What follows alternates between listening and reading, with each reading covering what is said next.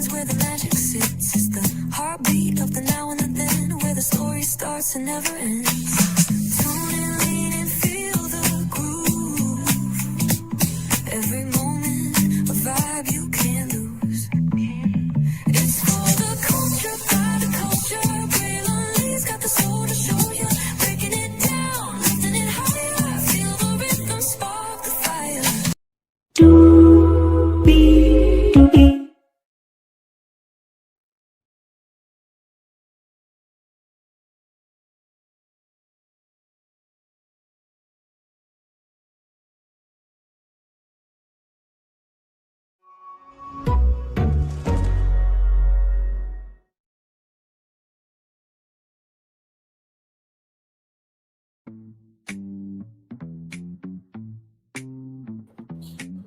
Well, hello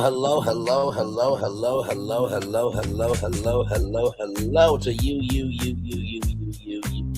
and you welcome in to another edition of Braylon's Virtual Tour Live. Glad to have all you here in the building with me. Y'all saw the thumbnail, you know my voice is there, you know why you're here. Everybody is talking about Wendy and Eddie and what they did at court today, so let's get into some things. Higher is waiting, lower is available. But either way, we got to go on tour. Yes, indeed. We do 3 tours in one day, everybody. Yes, indeed. You see that virtual tour background? Yes, you do. You hear that virtual tour music? Yes, you do. And then there is, hey, everybody, welcome in. Glad to have all of you here in the building once again. Turn down this background music. Yeah, yes, indeed. Although we do love it. We really, really do. But yes. All right, here we go. Let me pull this up. My Lord Jesus, right? So here it is here from the Baltimore Banner. Real Housewives of Potomac stars have very little money, prosecutor alleges. Okay, so this came out today.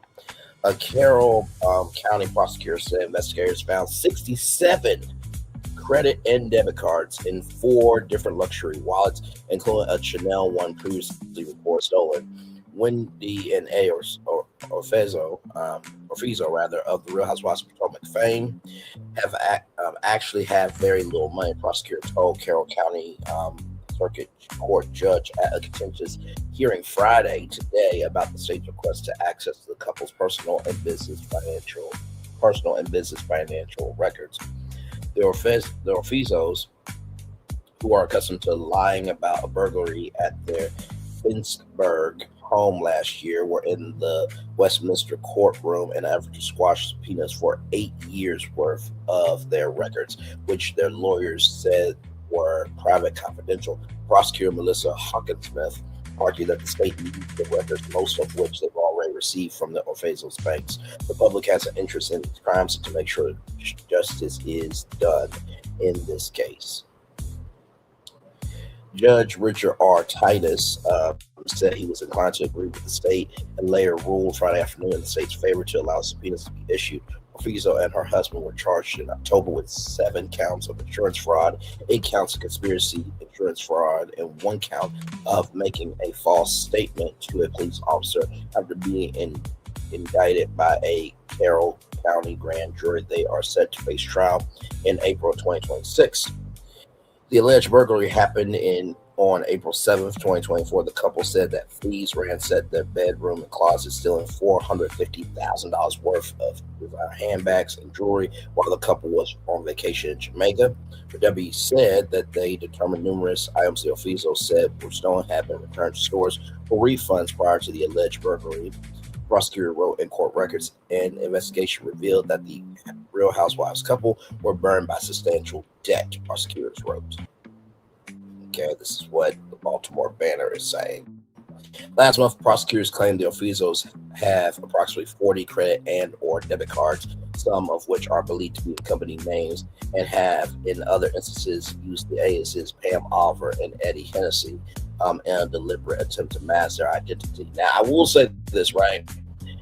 If you are a public figure, I'm not surprised by using different names for packages and stuff, right? Because there are cuckoos out here, okay? So I totally get that. But 40 credit cards, debit cards, But here's the gag, you ready? Hawkinsmith amended the claims Friday, saying that investigators actually found 67 cards in four different luxury wallets, including a lambskin black quilted Chanel wallet that was previously stolen. Okay, let's see what this looks like.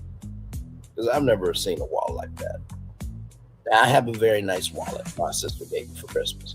But oh my god, this is what it looks like. Wow. Okay.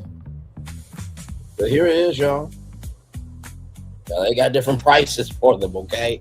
So if it's used from Fashion File, $620 up to $1,942, $3,300 for a wallet. I just $3,000 for one wallet.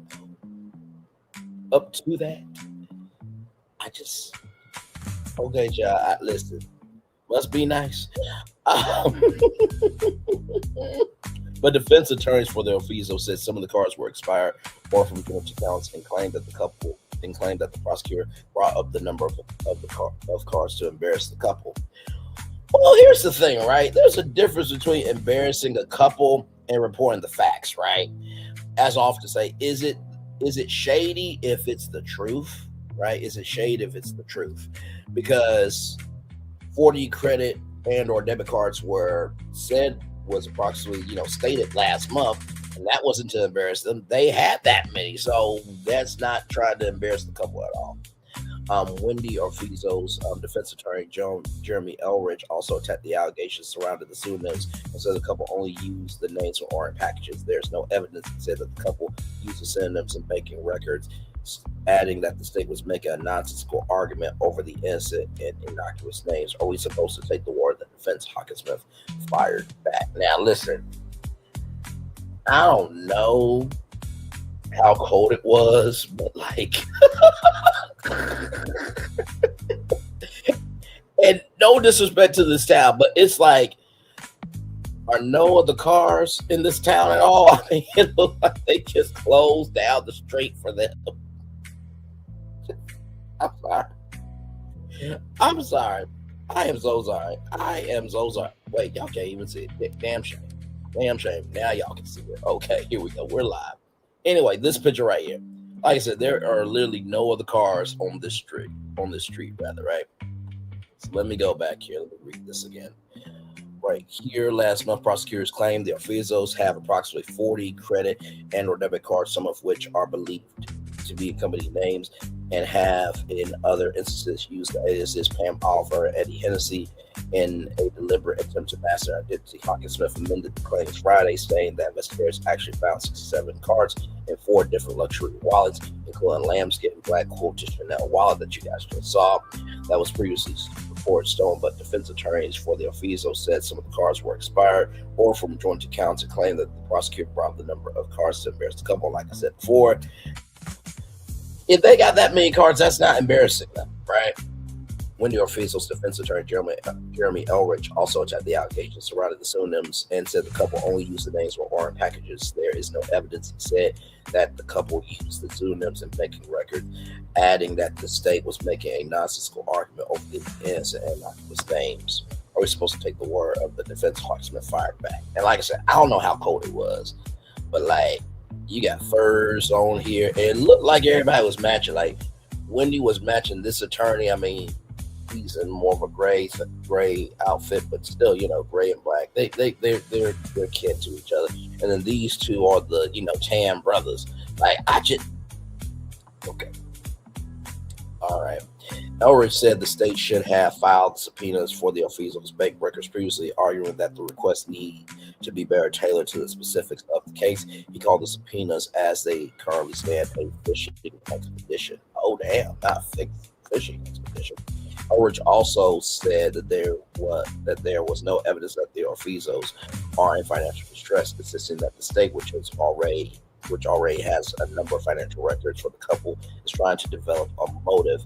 And Osefo's lawyer, Joseph Mora, said prosecutors are seeking information that has no bearing on the outcome of the case. Mora addressed Hawkinsmith directly, who had earlier compared the Osefos' to her own expenses, saying she had only ever spent around $300 on a handbag.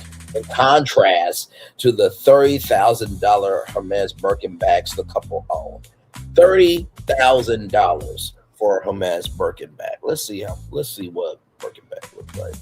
30,000 for what? Y'all, here it is right here. This don't make no damn sense. Right here. So there is one right there for $32,000.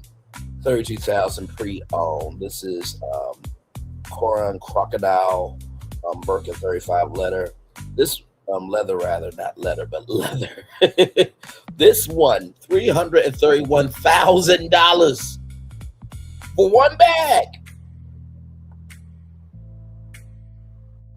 I'm just like, no, whoever my future wife is, okay? Listen, you spend that much, we're giving away that much to charity, okay? We're gonna have some balance up in this household. $30,000 fucking dollars for one damn bag don't make no damn sense. And before any of the Housewives fans say, "Well, Braylon, just because you don't have it doesn't mean you got to rag on other people who do." It's $30,000 fucking dollars. Would you rather not have $30,000 in your bank account?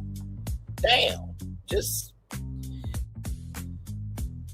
Listen, if you worked hard for your money, this, that, and third, go forth and prosper. Also, on the same token, don't complain on social media when your ass is broke because you want to spend more money on bags than diversify your bags to keep getting bags of money in your bank account, okay? That made no damn sense. The Osefo murder said were not guilty of a crime, even though they live quite a life.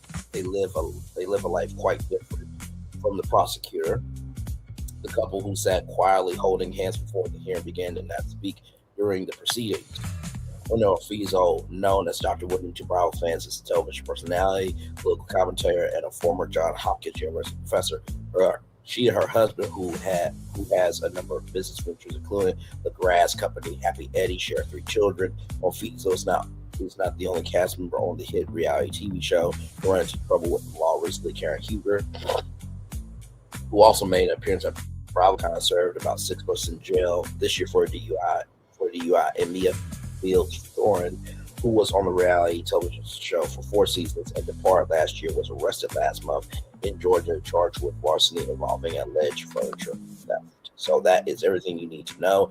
Shout out to Ellie Wolf from the Baltimore Banner there for that. Now, of course, We Go Podcast was on the scene, so we are going to watch We Go Podcast. By the way, like, comment, subscribe to We Go Podcast. Here we go. Hey, y'all. Happy Friday. What y'all doing? Me? I'm in the free world.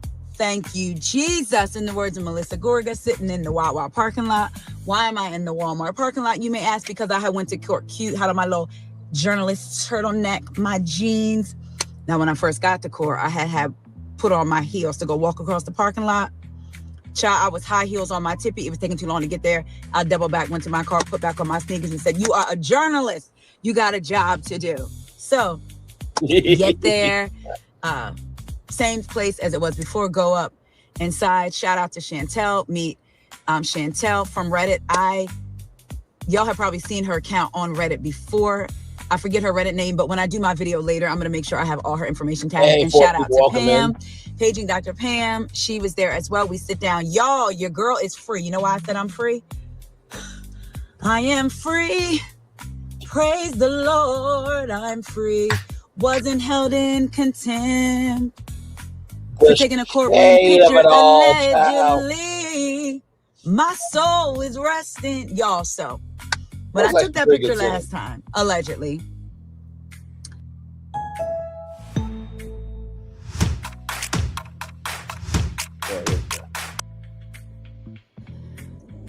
I didn't think, right? I wasn't thinking, because after I posted it, it was like a couple hours later, I was like, it hit me like, should you have posted that picture? Because I was in the courtroom, right? Needless to say, I did. What's done was done. So We Go Podcast posted a picture of Eddie and Wendy from the courtroom. So I already had an inkling. I'm telling, my body knows, the Holy Spirit be talking to me already. So when we got there, right, the judge gave a very nice but strongly worded admonishment to everybody. He said he didn't know if the individuals that took the picture, with bailiff standing right beside their bench when they took the picture, I don't know if they're here. And basically, he wasn't even going to look to see. Y'all, he knew they were there, because then he proceeds to say that there's cameras all over the courtroom. They're pointing right down in the rows that you're sitting in. Here's the funny part. Wendy, she's doing that, what she did before. She kept looking. So she looked back so many times. I looked up and went. And she went. And smiled. Child, when they was talking about the one more time. I thought that was took cute. the picture. I don't know if they're here. And basically, he wasn't even going to look to see. Y'all, he knew they were there, because then he proceeds to say that there's cameras all over the courtroom. They're pointing right down in the rows that you're sitting in. Here's the funny part. Wendy, she's doing that, what she did before. She kept looking. So she looked back so many times. I looked up and went. And she went. And smiled. Child, when they was talking about the people taking the pictures in the courtroom, she looked back. What you looking back here for? You came all fixed up. You just mad that I got the back of you and not the front. Anyway. Sorry, y'all, I got a call. Anyway, after that, after we did that or what have you, he made a general announcement. Child, it went on for like 10 or 15 minutes. At first, I started getting like hot under my turtleneck. You know how like you get the embarrassment hot? And then I was like, whatever. I ain't embarrassed. I took one. All in the name of being a journalist. Child, would have had to call Olivia Pope. Can you get down to Not Olivia. Carroll County real quick? No, but for real.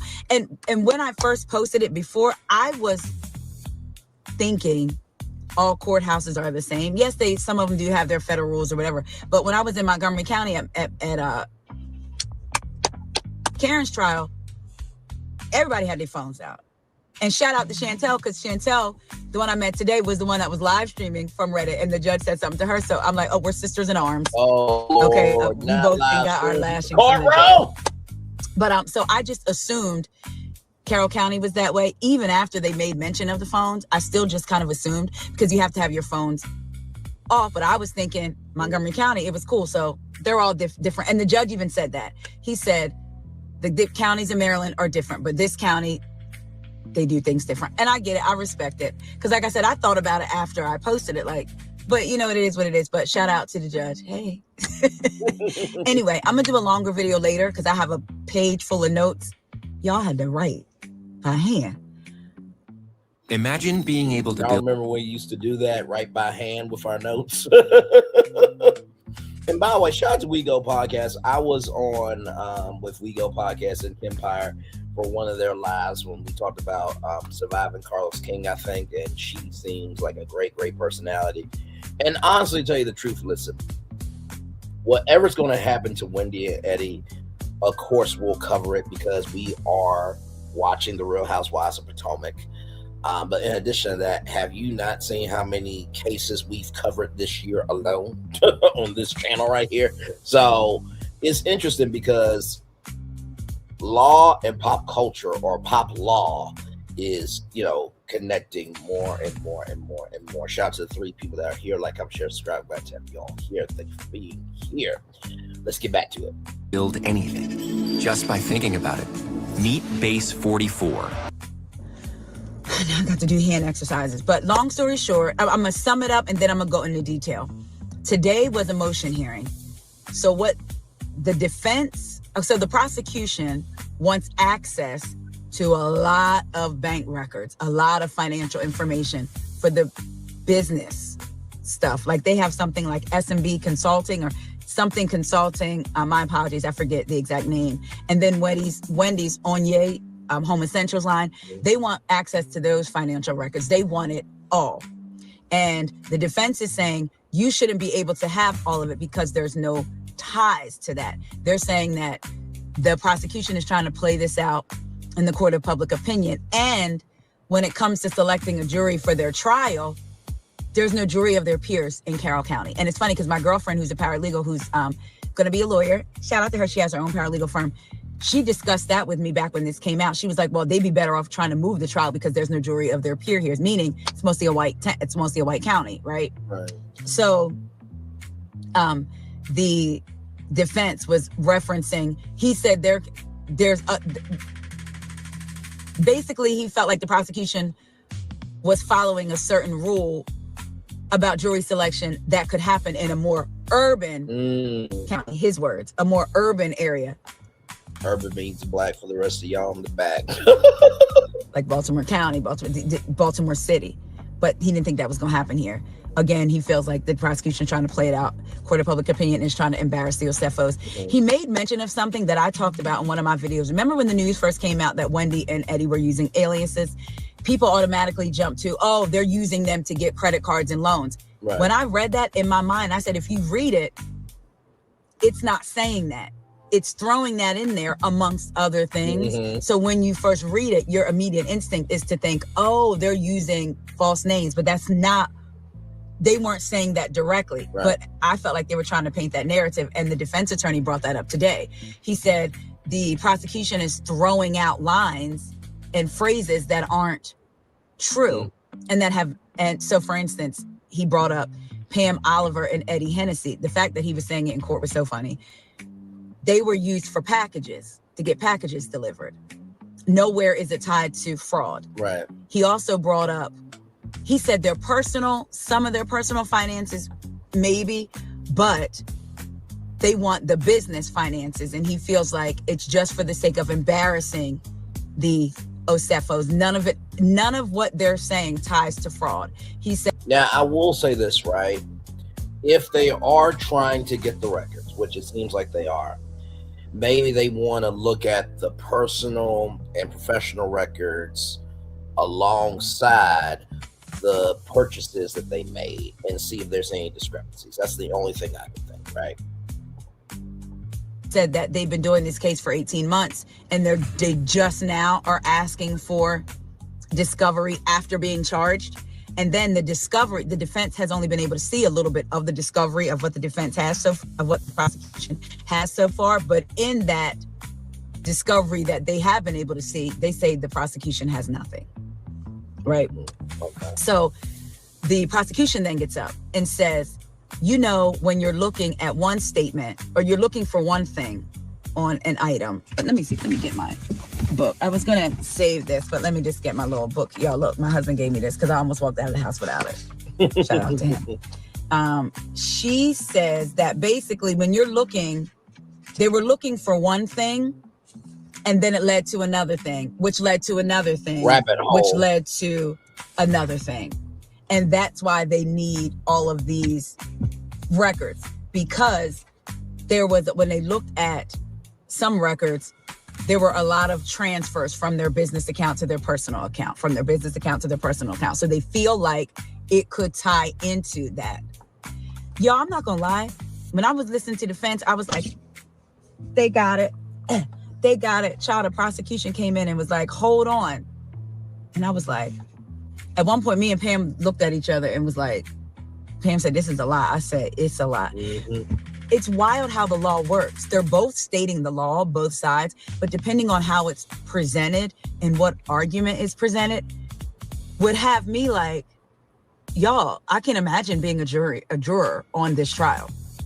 Well, I can, listening to what has been proven, because a lot of the information they put out, it's almost like they're piecing it could piece together to be something, but then it could not be anything. I did notice in this hearing, again, I thought this was going to be the hearing where they laid out their stuff to get it dismissed or a plea or a trial, but it wasn't. It was specifically focused on getting, they call it quashed, getting these financial records quashed, nullified, or voided out, not to count. And they were leaning very, very, very heavily on that. So one of the things the prosecution said was basically like, the state can choose to get records at any time.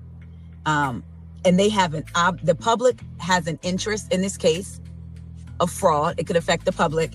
Therefore, they have an obligation to get all the information that they can and make the public aware of it.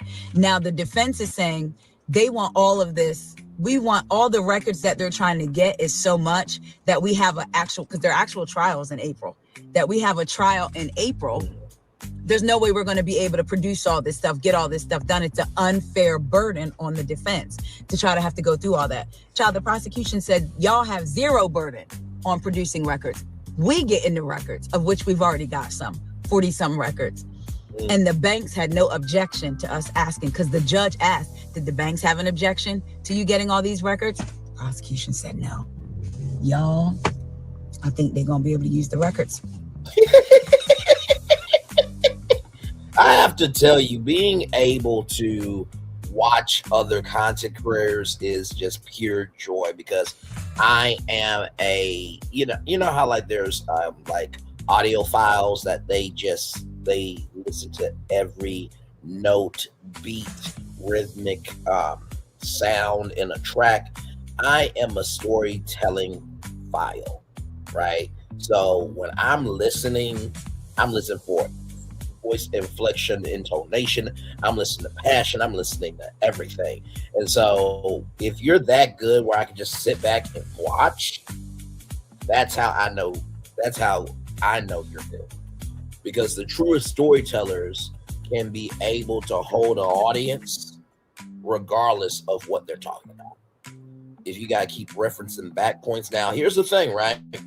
It's a difference between referencing points to be able to guide a conversation along, but referencing back points because you're not seeing the engagement with your audience, right? So let's keep going with We Go podcast. Here we go.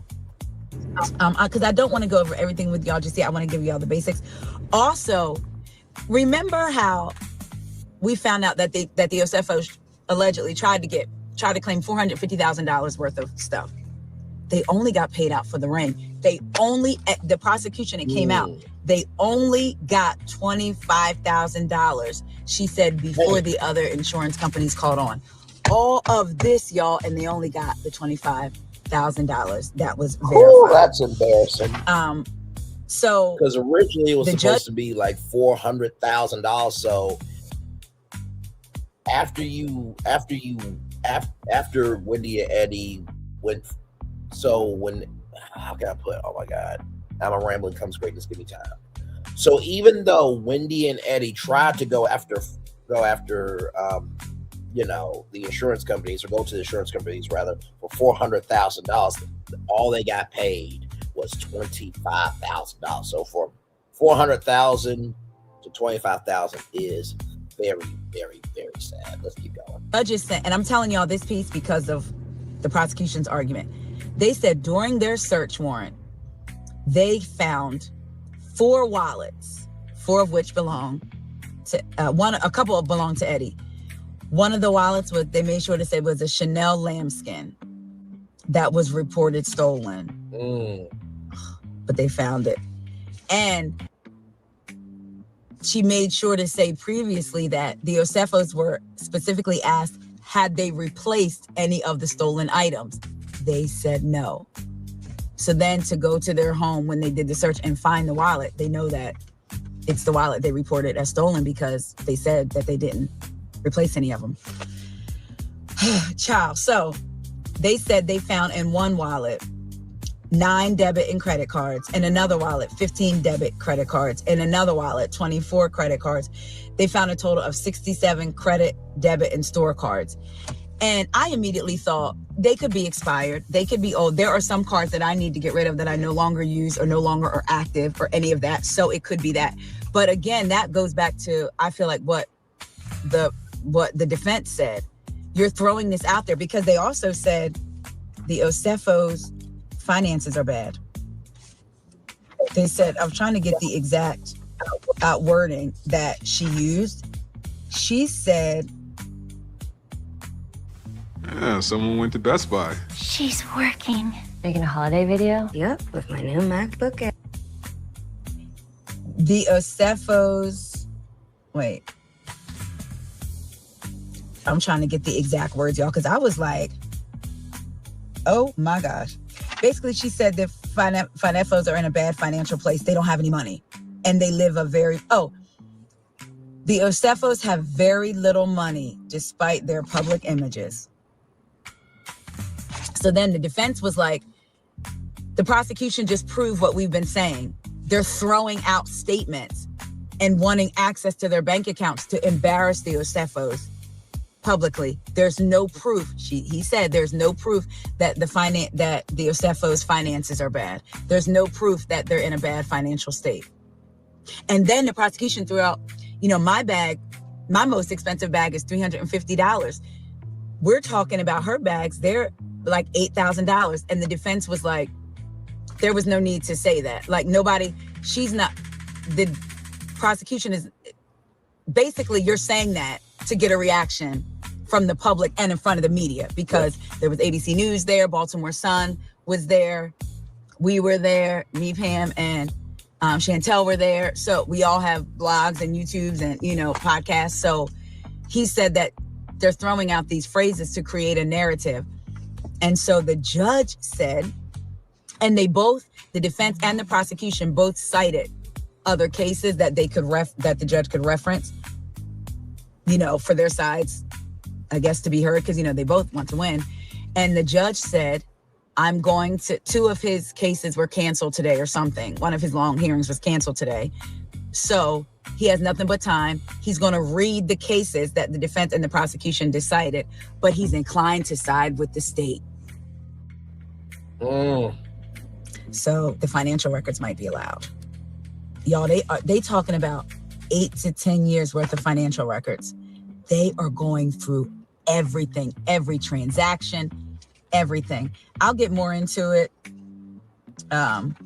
when I'm gonna touch a little bit more on it because there is more that they got into, but I just wanted to come to that and give that to y'all fresh.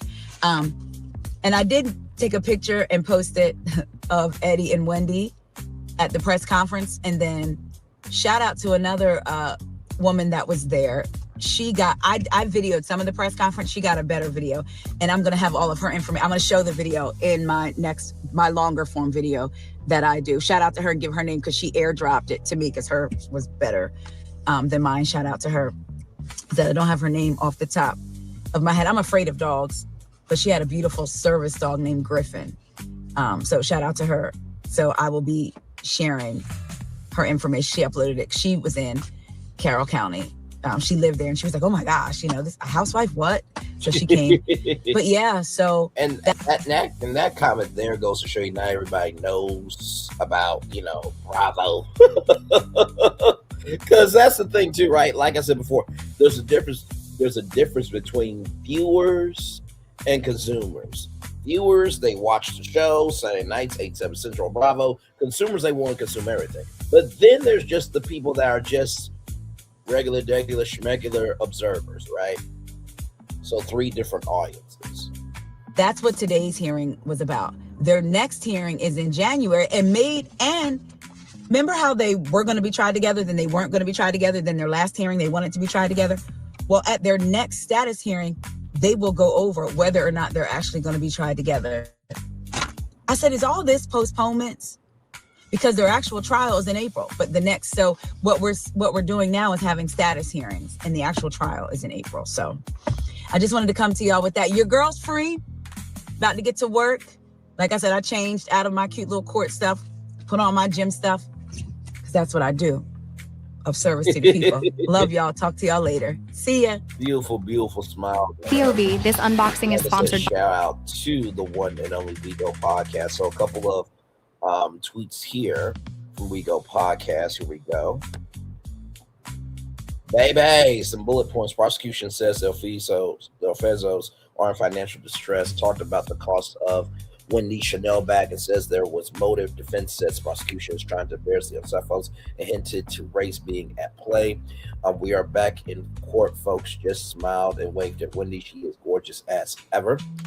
And then these tweets here. Prosecution says they have receipts of items purchased in 2010 and returned, but then claimed as stolen.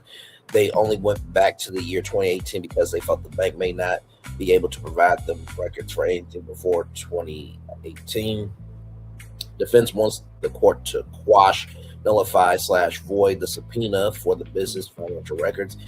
They say it has no bearing on the outcome of the case. The alias Pam Oliver and Eddie Hennessy have no ties to anything fraudulent. It was strictly for them to receive packages. Today's motion hearing was the defense wanted the judge to not allow the business financial subpoenas. The prosecution and the defense both presented their argument. The judge will decide later this afternoon. The Ofezos will be back in court on January 21st. The judge will render his decision later on today regarding quashing some of the financial subpoenas as the state once included. He said he is inclined to agree with the state, but will read cases that were cited by the defense and the prosecution before making his decision. Now, of course, we go over to Reddit here. Of course, Reddit, Bravo Housewives here. What a day. I attended Wendy and Eddie Osefo's hearing this morning. The hearing concerned a motion to quash the subpoenas seeking the Osefo's business bank records from 10 different financial institutions covering a period of approximately 8 years. Prosecution argued they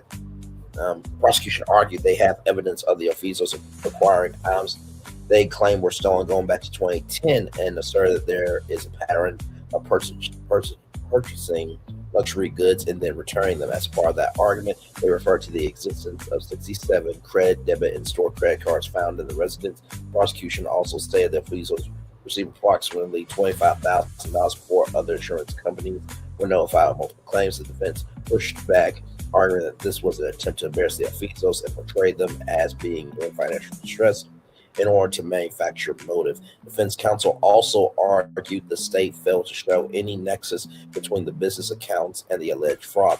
Additionally, the defense stated that there's no evidence that pseudonyms were used in any financial transactions, though they acknowledged pseudonyms were used for package deliveries at the home. Both sides cited case law in support of their respective positions. The judge stated he would review the rulings presented before issuing a decision on the motion to quash. A ruling was expected today if it has not already been issued. The trial is currently scheduled for April 2016, but January 21st is the next second hearing, right? As we just heard the WeGo podcast there. The judge spent the first portion of the portion of the hearing, emphasized that phones, recordings, or photographs in the courtroom would result in contempt of court charges. Now, of course, Millie Chun TV, the gorgeous, stunning, and gifted Millie Chun is also on this too, so let's watch her. Hey, y'all, it's your girl, Millie Chun. We have an update from the Osefos by way of WeGo podcast. Shout out to her. I'm gonna go over these tweets and let's see what's happening in the courthouse. Let's go. She said that we are back at the courthouse. This is Wendy outside talking to ABC News, and Wendy looks gorgeous as ever. So, baby, she came with some bullet points. Shout out to WeGo Podcast. She said that the prosecution says the Osefos are in financial distress. They talked about the cost of Wendy's Chanel bag and said that that was motive for them to do what they did. Defense says the prosecution is trying to embarrass the Osefos and hinted to race being at play. Okay? So the defense wants to squash everything, right? Make it all null and void. The subpoena of the businesses, financial records. They say it has no bearing on the outcome of the case. Now, the aliases Pam Oliver and Eddie Hennessy, they said that it's strictly for them to receive packages. Nothing else, nothing fraudulent, anything like that. But does the Amazon man know who Wendy Osefo is? You know what I'm saying? I mean, you would know who Beyonce is, but would you know who Wendy Osefo is? So then I get what Millie Chun is saying.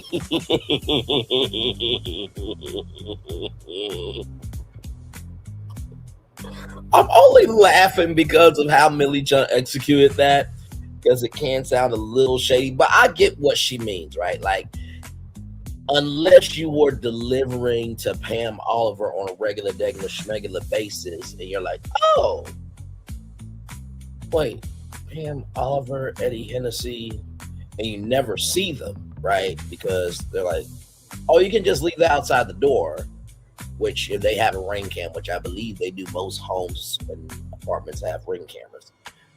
You will be able to hear the voice, but I get what she means of, the relevance to just an everyday person. So let's keep going. We get into Wendy and them returning stuff, right? Prosecution says they have receipts of items purchased in 2010 and returned, but then claimed as stolen. They only went back to the year 2018 because they felt the bank may not be able to provide them records of anything before 2018. They got the receipts. Now, at this time, about an hour ago, she said the judge will render his decision later on today regarding squashing some of the financial subpoenas the state wants included. He said he is inclined to agree with the state, but he will read cases that were cited by the defense and the prosecution before making his decision. So that would work well for them if he decides to, let some of those things go, right? This is also bad. So We Go podcast goes on to say that today's motion hearing was the defense wanting the judge to not allow the business financial subpoenas, okay? The prosecution and defense both presented their argument. The judge will decide later this afternoon. The Osefos will be back in court on January the 21st. So we're going to go on. We're going to have a good Christmas, as good as we can, and get ready for next year. So We Go podcast said that she's going to go in depth on her YouTube page later, but she also said that she was so confused and back and forth. She said when she was listening to the prosecution, she was like, oh, they got it. And then when she was listening to the defense, they got it, right? This is all so bad. But look at Wendy and Eddie. Who is really running this train? Who do y'all think is on top of this? I'll be back later with whatever she has to talk about, what the judge decides. I may be out in the streets, but I'll be back. It's your girl Millie Chun. I'll talk to y'all later. Bye. Quick, what's your favorite I thing swear we're going to see Millie Chun on late night TV or daytime. Either way, that signature. It's your girl Millie Chun. I'll talk to you later. Bye. As always, till we meet again, friend. I really love that about. All right, y'all. So, as we are live, Kempire has breaking news. Real Housewives of Potomac star Wendy Osefo lost the battle in court today. The judge is forcing her to turn over financial records that the prosecutors were asking for. Wendy and her husband, Eddie Osefo, were in court today for a motion hearing. They were trying not to have some of their many years of financial bank records and credit card records turned over to the prosecution in their case against them for insurance fraud. So according to Fox Baltimore, they said a Carroll County judge ruled Friday that the Real Housewives of Potomac star Wendy Osefo and her husband, Edward, must turn over their financial information to authorities. The Osefos, who live in Finksburg, face 16 charges, including 7 felony counts connected to what investigators describe as a scheme involving false and misleading information in an insurance fraud case. The Carroll County Sheriff's Office alleges that the couple lied about a burglary at their home in order to defraud insurance companies of more than $400,000. They never received the $400,000. They only received about $25,000, and that was for their claim of a wedding band that was missing. Prosecutors say that the financial records would help prove the alleged fraud and show a pattern of excessive spending by the Osefos to corroborate a motive. During the hearing Friday, defense attorneys called the release of the records an annoyance, overboard, and superfluous. Attorney Joe... Wait a minute, superfluous? Over bank records? For a potential crime somebody commit? Is superfluous? To gather information? Oh my Lord, Jesus. Okay then. Well, okay. Keep going, Kim. Joseph Murtha said that the prosecution's attempt to secure more than 8 years of financial information spread across 40 credit cards and debit cards, a fishing expedition that has no bearing on the outcome of the case. And in the update from the prosecution, it actually was more than 60-something credit cards. So the prosecution emphasized today during today's hearing that the couple, quote, have very little money. And they say that that's the motive behind this insurance fraud.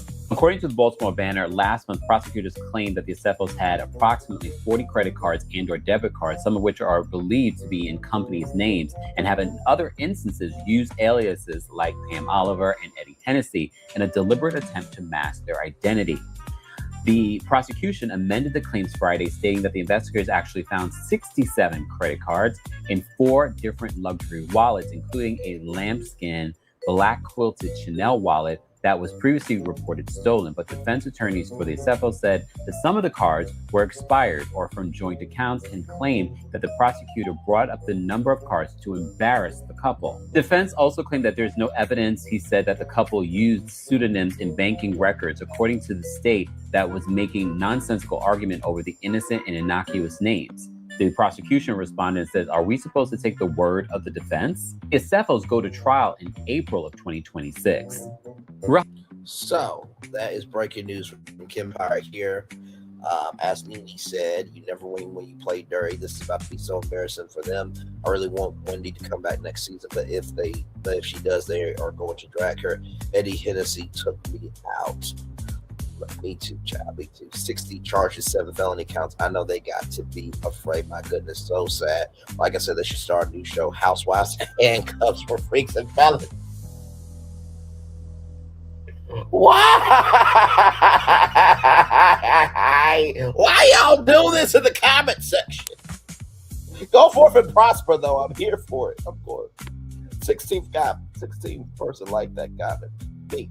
Let's see here. 40 credit cards allegedly. Wow, let's see where this goes. Wow, this is serious. I figured that was going to happen. You're in America, Jack. The insurance industry is the biggest nightmare. This is going to get even crazier. I have a feeling their bank records are wild. Oh my God. How wild can they be? So this whip and this leather dominatrix outfit, when did you purchase this?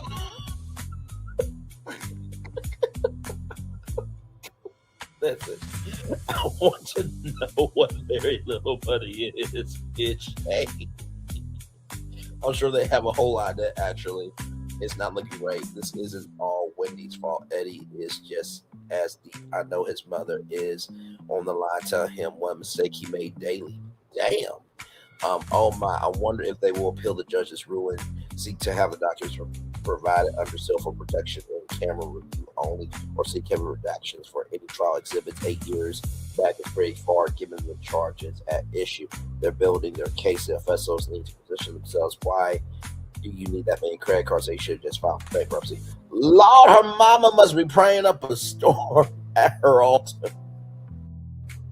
We don't need to go back to the altar. We don't.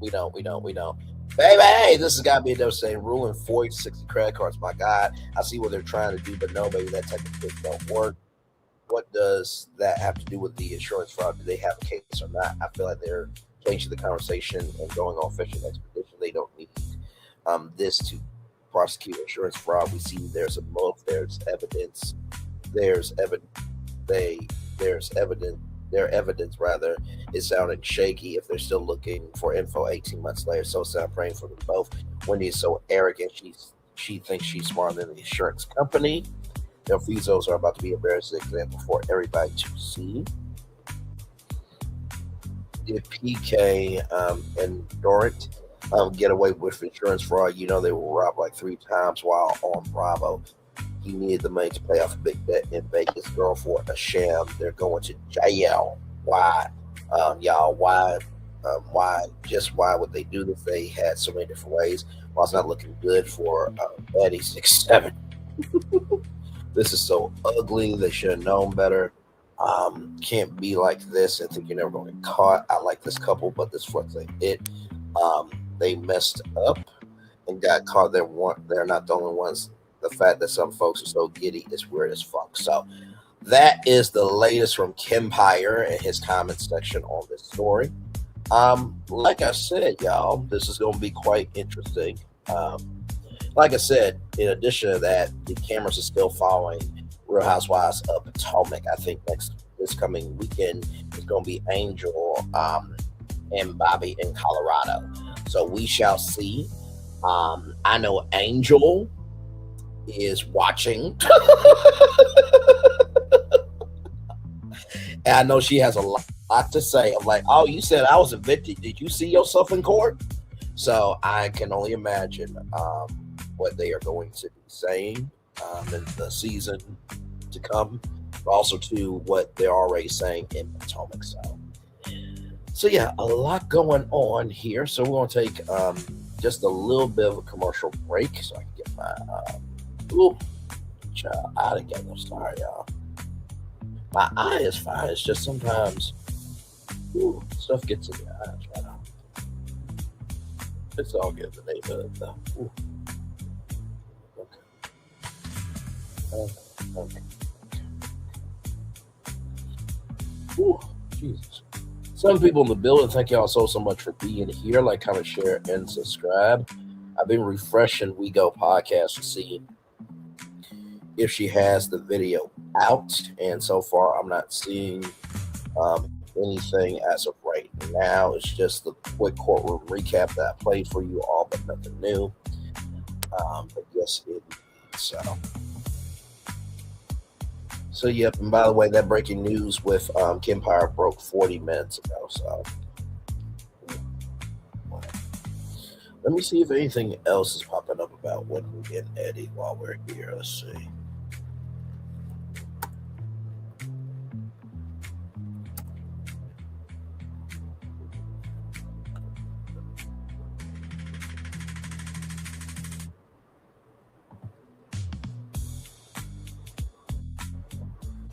Okay, so here's something here.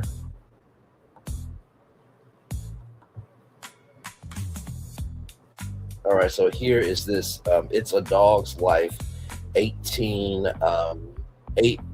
It's a Dog's Life 8104. Shout out to you. Here is this hero. Clear off some of the misinformation that's been put out by the state attorney's office regarding the investigation into this case, regarding the lack of investigation into the burglary where they were both victimized. So this was an opportunity for the Osefo family to put out their side of the story to some degree and allow members of the public to know that there's a much broader story here. And we look forward to our next court appearances. We look forward to clearing up a lot of this information that's been conveyed by the state, and we look forward to going to trial. Hey, Olivia, if you don't mind if I can ask you guys if you have any direct reactions to the family. So there is that there. Both looking beautiful. Eddie and Wendy there. I'm trying to see if there's anything else here with this.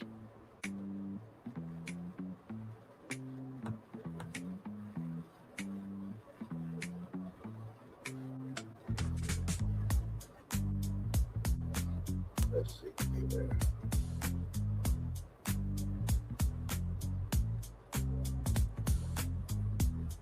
Oh wait, man, hang on. This is new. Hang on one second. I'm sorry.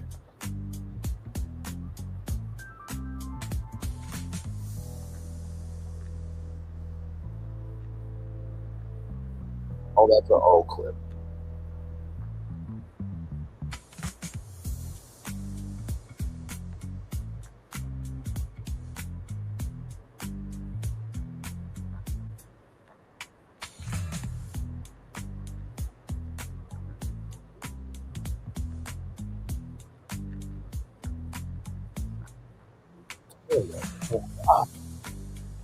Woo!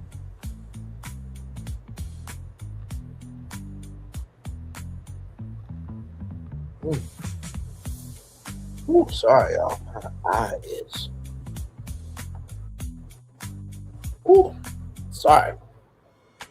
Sorry. Trying to see if anything else is uploaded right now.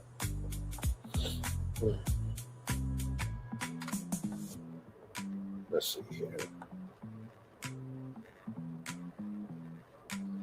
No, nothing else really new right now. I mean, I see I'm live right now, but besides that, not too much else going on. Oh, wait a minute. Here is It's a Dog's Life. Here's that video.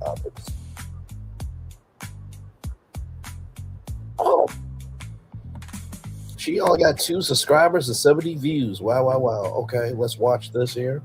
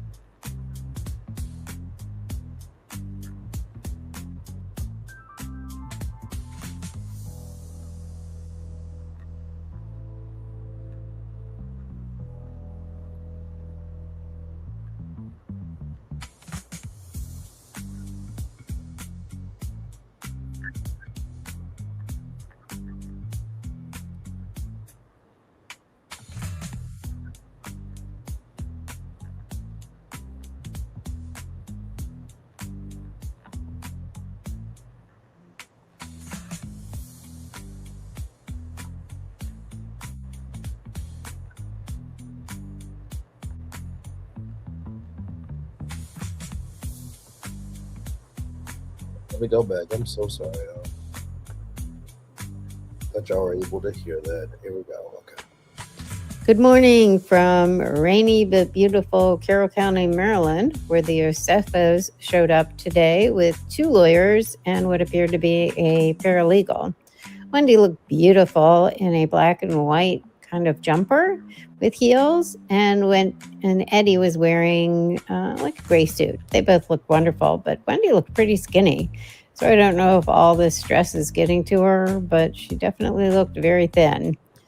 So in the courtroom, there were less than 15 people in there, which I was very surprised about. And one case was called before theirs. When their case began, the judge, though, was very unhappy that at the last proceeding, someone took a picture in the courtroom, which is definitely against the law in Maryland. You're not allowed to record or take any kind of photography in the courtroom. So he said if it happened again, he would have to put that person in contempt of court and, do more proceedings against them. So he was very strict about that and very strong about that. Mr. Eldridge went first for the Osefo's attorney with his motion to quash.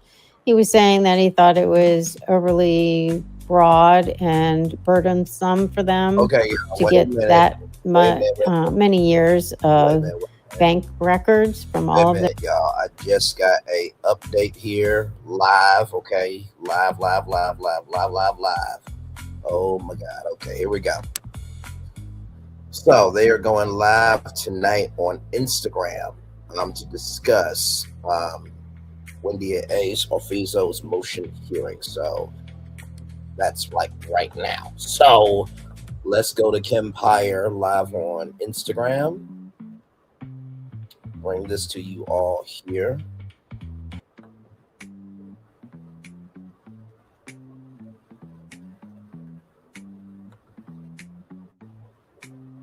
So here's that update here. So soon as she goes live with Kim Pyre, I'll bring it to you all live. So very active night tonight for sure. So wanted to bring that to you all. Yes, indeed. And let me see something. I'll do this. Like I said, by the way, I want to give a shout out real quick before We Go podcast goes live. I want to give a shout out to these 2 content creators right here. It's a Dog's Life, and she's a brand new content creator here. Shout out to her. 2 subscribers, 10 views. So shout out to her right here. And then of course, paging Dr. Pam right here. It looks like she's a content creator as well. 276 subscribers. So like, comment, share, subscribe to both. Actually, I subscribe to both. Because I remember the early days of trying to get to where you're going in life. So anytime we can support people trying to do good, why not do that? So, yes, indeed. So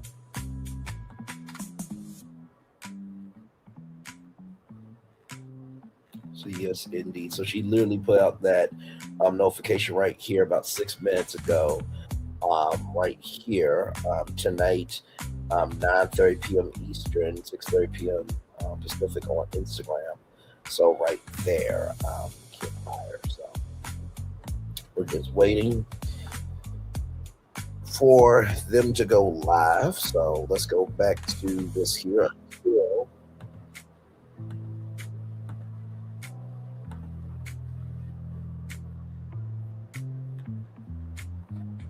Jumper with Till heels. they go live, we'll be playing. And Eddie was wearing like a gray suit. They both look wonderful, but Wendy looked pretty skinny. So I don't know if all this stress is getting to her, but she definitely looked very thin. So in the courtroom, there were less than 15 people in there, which I was very surprised about. And one case was called before theirs. When their case began, the judge, though, was very unhappy that at the last proceeding, someone took a picture in the courtroom, which is definitely against the law in Maryland. You're not allowed to record or take any kind of photography in the courtroom. So he said if it happened again, he would have to put that person in contempt of court and, do more proceedings against them. So he was very strict about that and very strong about that. Mr. Eldridge went first for the Osefo's attorney with his motion to quash. He was saying that he thought it was overly broad and burdensome for them to get that many years of bank records from all of their banks, and that they were just doing it to make the Osefos look bad. The state got up and said that was not the case at all, and that the banks had no problem supplying all that information to them, and they didn't object to it whatsoever. They also dropped a bombshell that said that they recovered 4 wallets that had 67 credit cards in it, which is insane. But I guess you could have duplicate cards, and I guess, you could have expired cards in there, but that doesn't really make sense. And then the defense got up and said that they were just trying to make the Osefos look bad and make it look like they were in financial troubles and all that kind of thing. And at the end, the judge ended up saying that he thought that he was not going to grant the motion to quash, and that he would rule in writing later on today. The next hearing is going to be on January 21st, so I hope to update you all then. Here is a slight press brief that they did at the end. To clear up some of the misinformation that's been put out by the state's attorney's office regarding the investigation into this case, regarding the black investigation into the burglary where they were both victimized. So this was an opportunity for the Osefo family to put out their side of the story to some degree and allow members of the public to know that there's a much broader story here. We look forward to our next court appearances. We look forward to clearing up a lot of this information. Believe me, I'm refreshing it just to see if they're live, y'all. Any direct reactions to some of the charges or the things that were said in court today, specifically the 67 credit cards? At this point, the Osefos aren't going to provide any statements as individuals. Obviously, for counsel, we're going to wait for the judge to render his opinion. We're going to continue to sift through the evidence. And as you heard in court today, even the state acknowledged that I believe that person is either recording or live streaming. So obviously, this case is a matter of investigate after charging, and we're going to wait for that. Okay, and exculpate the Osefos. Some of the records they're seeking could be. There we go. Let me go back. Specifically, the 67 credit cards. At this point, the Osefos aren't going to provide any statements as individuals. Obviously, through counsel, we're going to wait for the judge to render his opinion. We're going to continue to sift through the evidence. And as you heard in court today, even the state acknowledged that some of the records they're seeking could be records that exculpate the Osefos. So obviously, this case is a matter of investigate after charging, and we're going to wait for exactly. Okay, and speaking of some of the cards that we saw, what is your response to the prosecutors claiming that they are suspicious that a burglary ever happened? I don't have any regarding this case. I think the Osefos have made clear that they felt victimized, they reported the burglary in a timely fashion, and this case has been charged first and investigated, as you heard. Okay, we're live, everybody. Will be joining me. I will try and upload this on the YouTube, because I know some of you do not follow me on IG. Some of you do not have IG, which is fine. But we're going to talk about a bunch of stuff, including this Wendy Osefo situation. We have an update in regards to that. So I'm going to give you that update as well. If you're here on a Friday night, fantastic. If you're not, it's okay too. All right, let me bring. Hey everyone, let me know where you guys are. Not in Fraudo. Really? In Fraudo. Fraudo. Oh my God, child. Can you hear me? I can hear you good. Can you hear me? Yes, perfect. Let me just fix myself in the camera here so you guys can see me. Can you see me now? I can see you. All right, I'm using a different device than I normally use, so that's why. Perfect. How are you doing? Thank you so much for doing this. Our inside reporter from What Else Is Going On podcast, Taria Faison. That's a long title, Taria. I know. I love it. I'm good. How are you? Thank you for having me. Of course. I sent you a text, but you already kind of knew that I was going to be like, okay, when can you come on to give us an update from the case? Yes. If you didn't, I would have sent you a strongly worded text wondering where was my strongly worded. Oh my.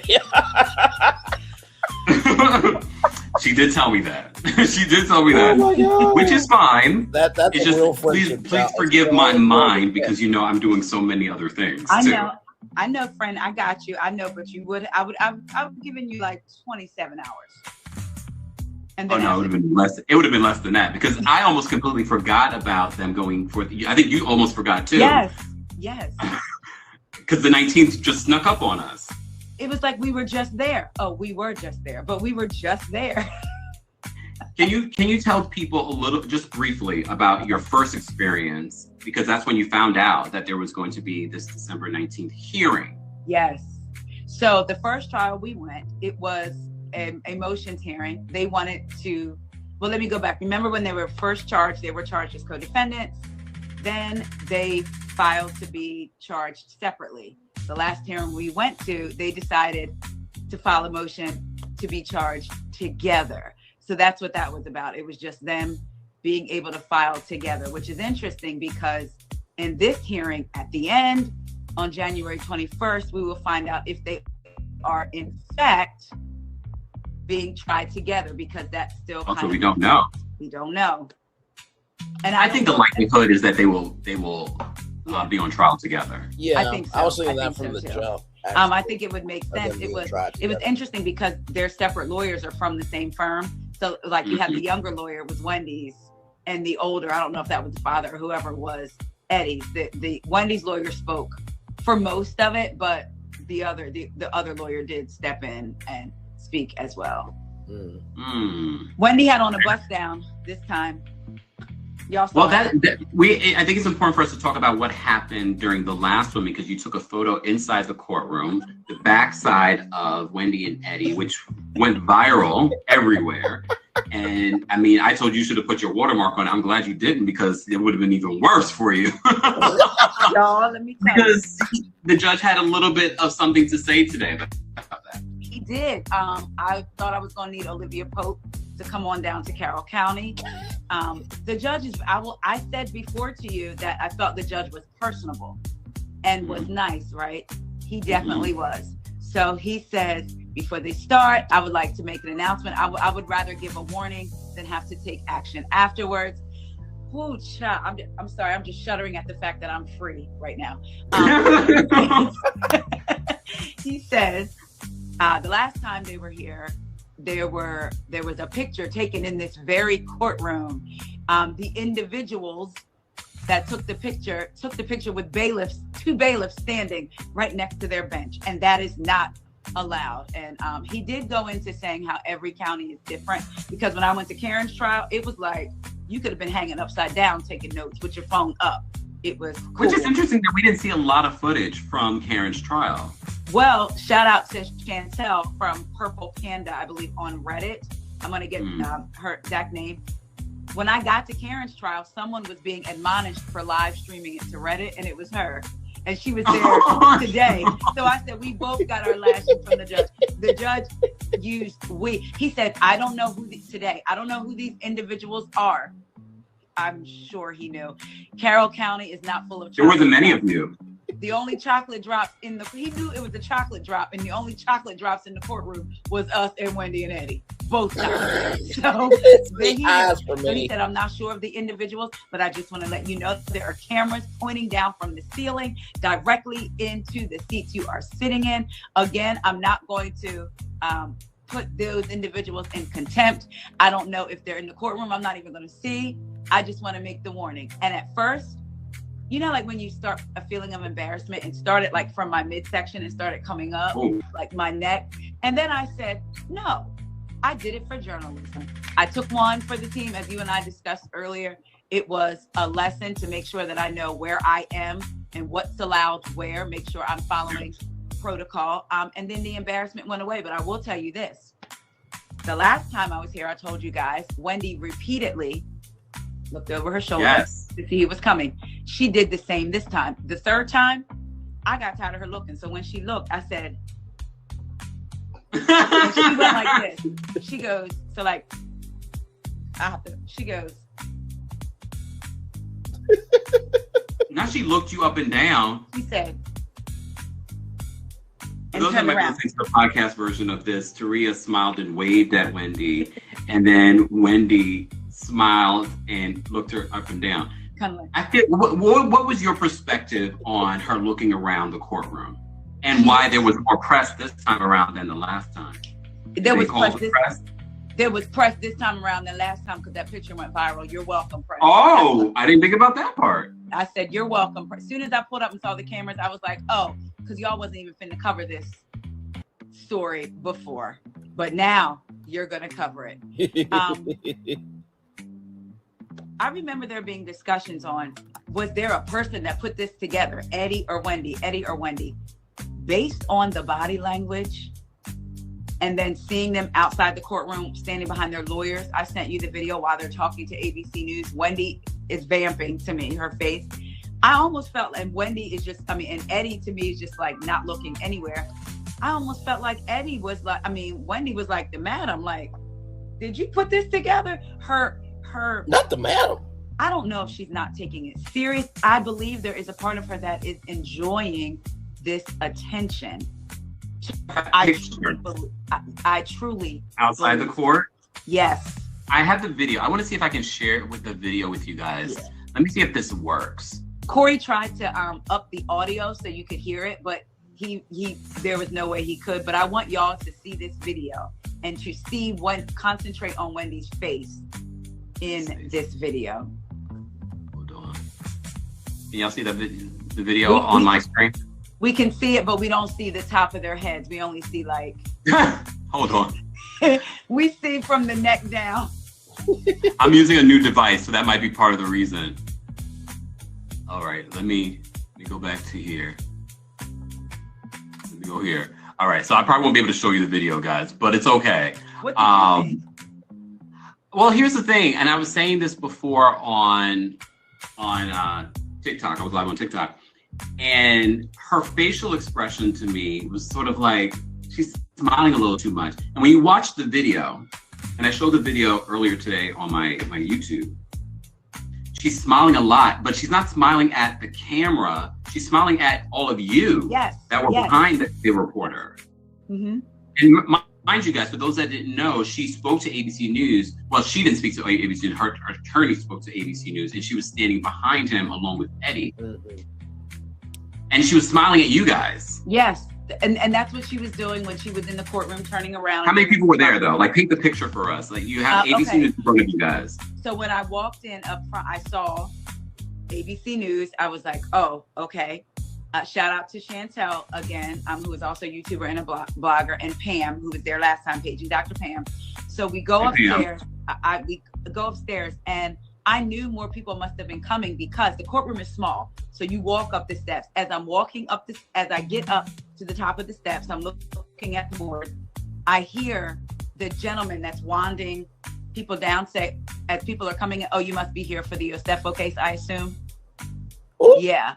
So that's when I knew more people are coming behind me. So outside of me, Pam, and Chantel, there was ABC News, there was the Baltimore Banner. Yes. I mistakenly said Baltimore Sun. Yeah, Baltimore Banner. And there were others. I wasn't sure exactly where they were from because there was a lady that looked like she worked in the building.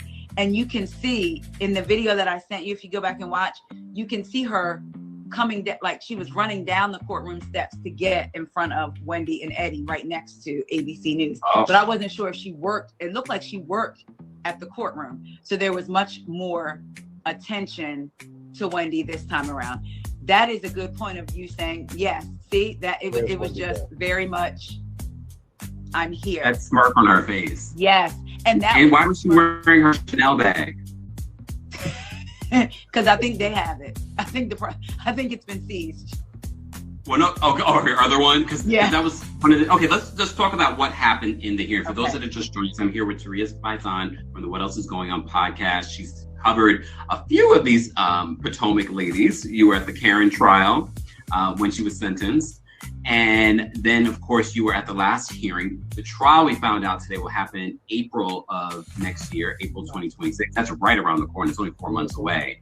Yes. And today was a very important hearing in regards to their financial records. And by the time you left, there was no answer in regards to that, but we do have an update. But before we get to the update in regards to that, make sure you guys are following Taria. If you're not following me, of course, follow me. There's 200 and something of you guys here for this update tonight. So thank you. Some of you who followed me over from TikTok. Thank you. Paint the picture for us. Get into court. And how long was court today in comparison to the last time you were there? Hey, about an hour. It was supposed to start at 8:45, started at 9. We got out about maybe 10:10. It was definitely much longer. Empire We Go podcast. So when you get in, of course, you see Eddie and Wendy, and you see they have all of their attorneys Eddie with them. And Wendy. You see the prosecution. This time, when I went last time, they called a couple of cases before Wendy's. This time, I knew Wendy's was going to be quick because when I looked at the docket last night, there were so many cases. But I knew Wendy's was going to be quick because, I pay attention. I saw her lawyer walk up front and then walk back to Eddie and Wendy and said, the judge is going to call a case and then he's going to get you up so we can get it rolling. So I was like, okay, great. So I knew that was happening. Not special treatment for the public figures.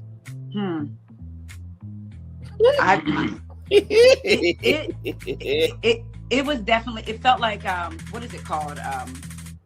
When you're surreal. It felt like surreal, like listening to this. And I will say this, for the jurors that are going to be selected, they are going to have to really pay attention to facts. Because as I would listen to the defense speak, and I would be like, oh, I see what they're saying. Case closed. Case closed. Listen to the prosecution. Case is reopened twice. Like, they've got some stuff. The interesting thing, what stood out to me was that we are not arguing whether they did this. We're not arguing that they submitted receipts for items that they had already returned. I posted that the prosecution came out and said, we have items dating back to 2010 that they returned, but they just started at 2018. They didn't want the bank to have to get all of those records. So items from 2010 were being reported as stolen. So to me, when you really listen, it's the defense is arguing, hey, the state is trying this in the court of public opinion, and they're trying to paint a narrative about Wendy. And the state is saying this creates motive. We want all this information because this creates motive. But it's interesting that no one is arguing, hey, we have evidence that they didn't do it. Because they have evidence to me that they did do it. And today was about getting more evidence from their bank and credit card statements. Yes, and that was really interesting. So it was the motions hearing today to get the, I'm learning new words, to get the items quashed, which means null and void. I'm going to be using that word from now on. Quash. So the quash, we need to be quashed. Quash. What the defense was saying was the prosecution wants 8 to 10 years worth of bank records. That's going to put an undue burden on the defense when they have a hearing 4 months, when they have a trial 4 months away. That's not really fair to them. The prosecution volleyed back and said, there's no burden for you. We're the ones getting the records. We've gotten the records, about 40 records. And then the judge says, did the banks have issues with you getting the objections? And she said no. So I knew, I was like, that's a point in their favor. Also, I want to bring up the defense. Right before they got into that, he led with, evidently when it comes to jury selection, there's a rule or some type of rule that they follow to select the jury. Well, he said in Eddie and Wendy's case, their constitutional rights would not be enforced because you're supposed to have a jury of your peers. And in Carroll County, it's not. He said it's not, his words were, it's not urban, like it's Baltimore County and Baltimore City. Wait, who said it was not urban? The defense. Oh, okay. So I just want to pivot real quickly to after this was over, because I feel like this provides a lot of context for people who are watching and how we talk about how Carroll County is white. So he mentions that, right? He makes race a factor. After it was over, there was a woman that was inside as well, blonde hair, blue eyed, older woman. She had a service animal. She comes over, she says, oh my God, I live in Carroll County. And when I found out Wendy, the housewife, and I watch her, I had to come. But I'm really sad that he brought up race. I was, she was sad, and she was like, I can't believe this, that he would bring up race, because I've never experienced that. Me, I could feel it coming from my feet.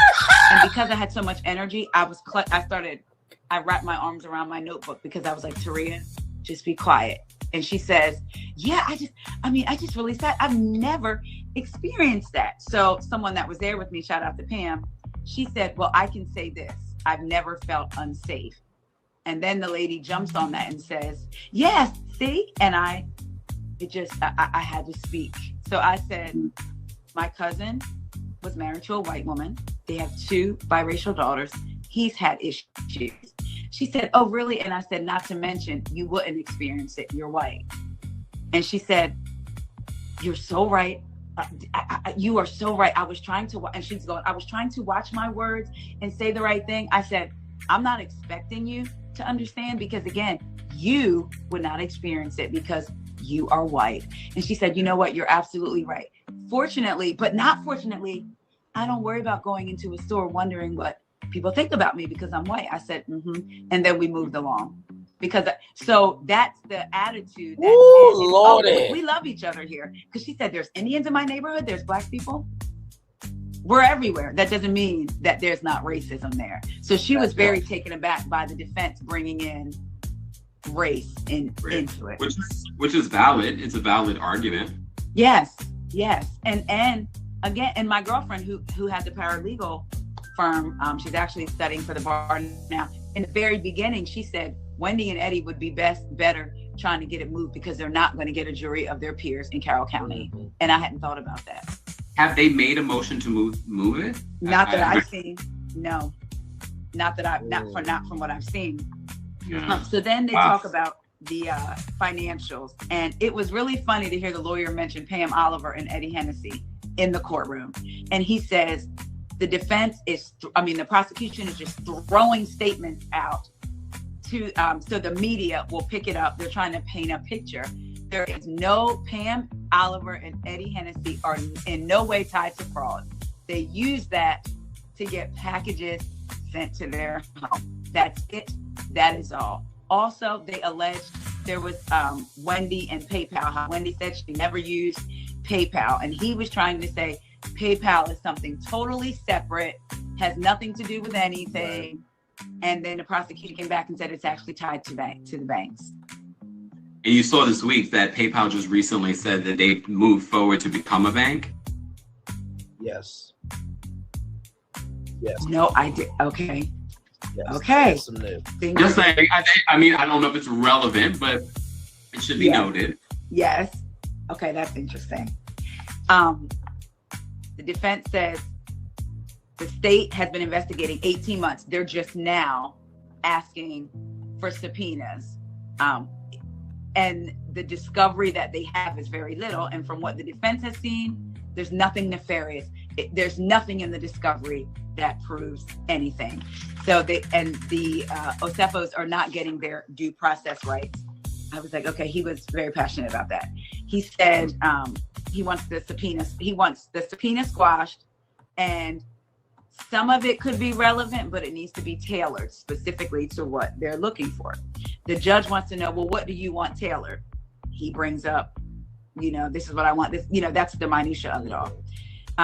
Again, Wendy's PayPal usage, there's no connection. The prosecution begs to differ. Another lawyer spoke up about a Rule 17 in a trial, basically saying the allegation is that misrepresentations were made to an insurance company, not to a financial institution. Thus, why do you need financial records?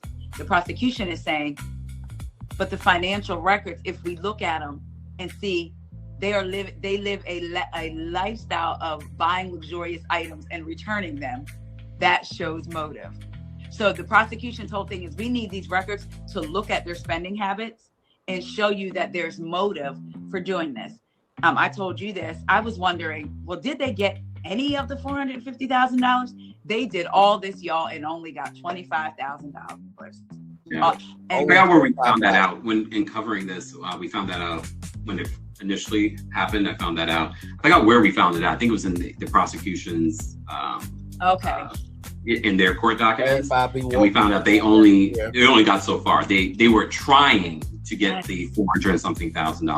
However, they weren't even able, because that's where it triggered off alarms to the insurance. Well, and the prosecution said they were only, she said they were only able to get $25,000, and then the insurance companies caught on. Those were her words, caught on. What was interesting was when they talked about, the bank records are not going to have any bearing on the outcome of the case.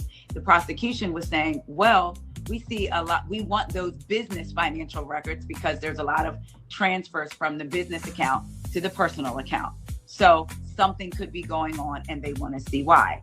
And she let the defense know, we did request subpoenas and different items before we charged, but the state can request items anytime during the investigation. So basically she was like, so we can request items up until, because you look at one thing, then it makes you look at one thing and it triggers another thing. Rabbit so hole you can area. continue.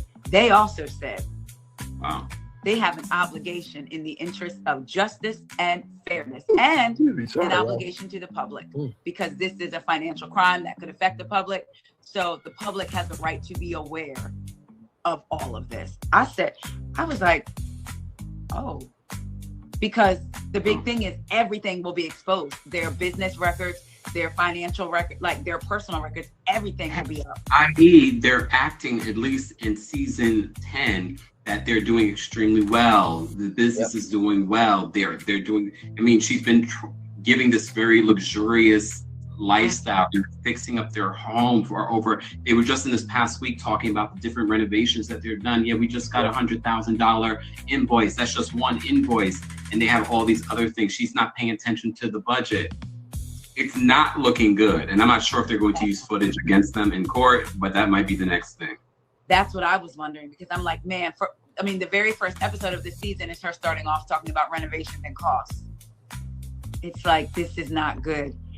What I found was interesting. There were arguments, I'm sure you see discussion online about, well, how do we know that's Wendy's wedding ring? How do we know she didn't replace it? How do we know it's not a duplicate? How do we know her Chanel bag that she had was the one she reported stolen? Prosecution said the Osefos were asked specifically, did you replace any of the stolen items? And their answer was no.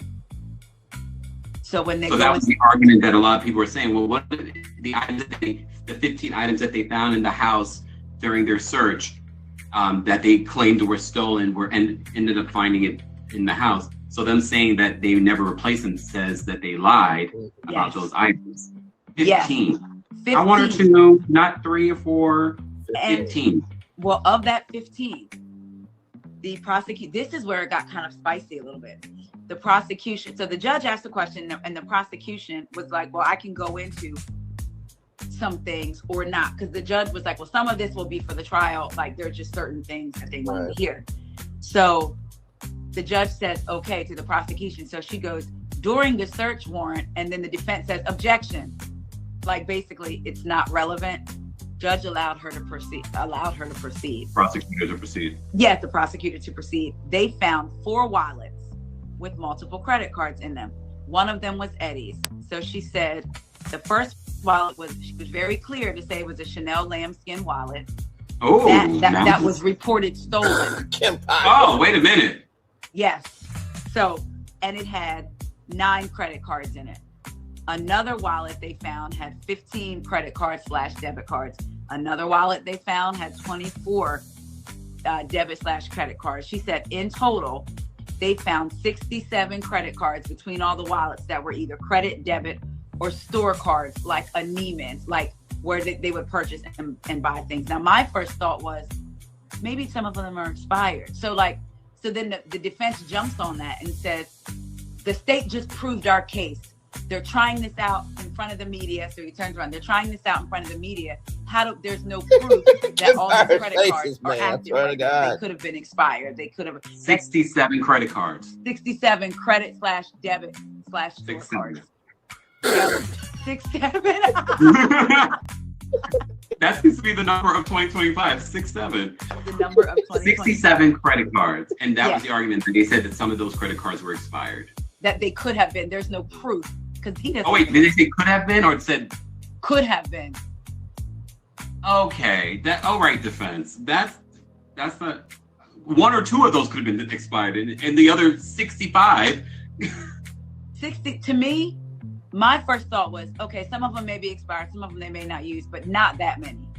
Because that would be every single year since you've had I would think, even if you have 10 credit cards and you had to do 10 replacements because of the expiration date, 67, and they are looking for specific stores, not like a Lowe's or this. They're looking for a Neiman's, where she would buy these expensive things. At one point, the prosecution brings up the cost of the bag. She said, my most expensive bag is $350. We're talking $8,000 Chanel bags. And the defense was like, that wasn't relevant. That wasn't necessary for you to say. Again, basically, you're throwing that out there to fan flames for the media to cover it. So I was like, wow. And we are.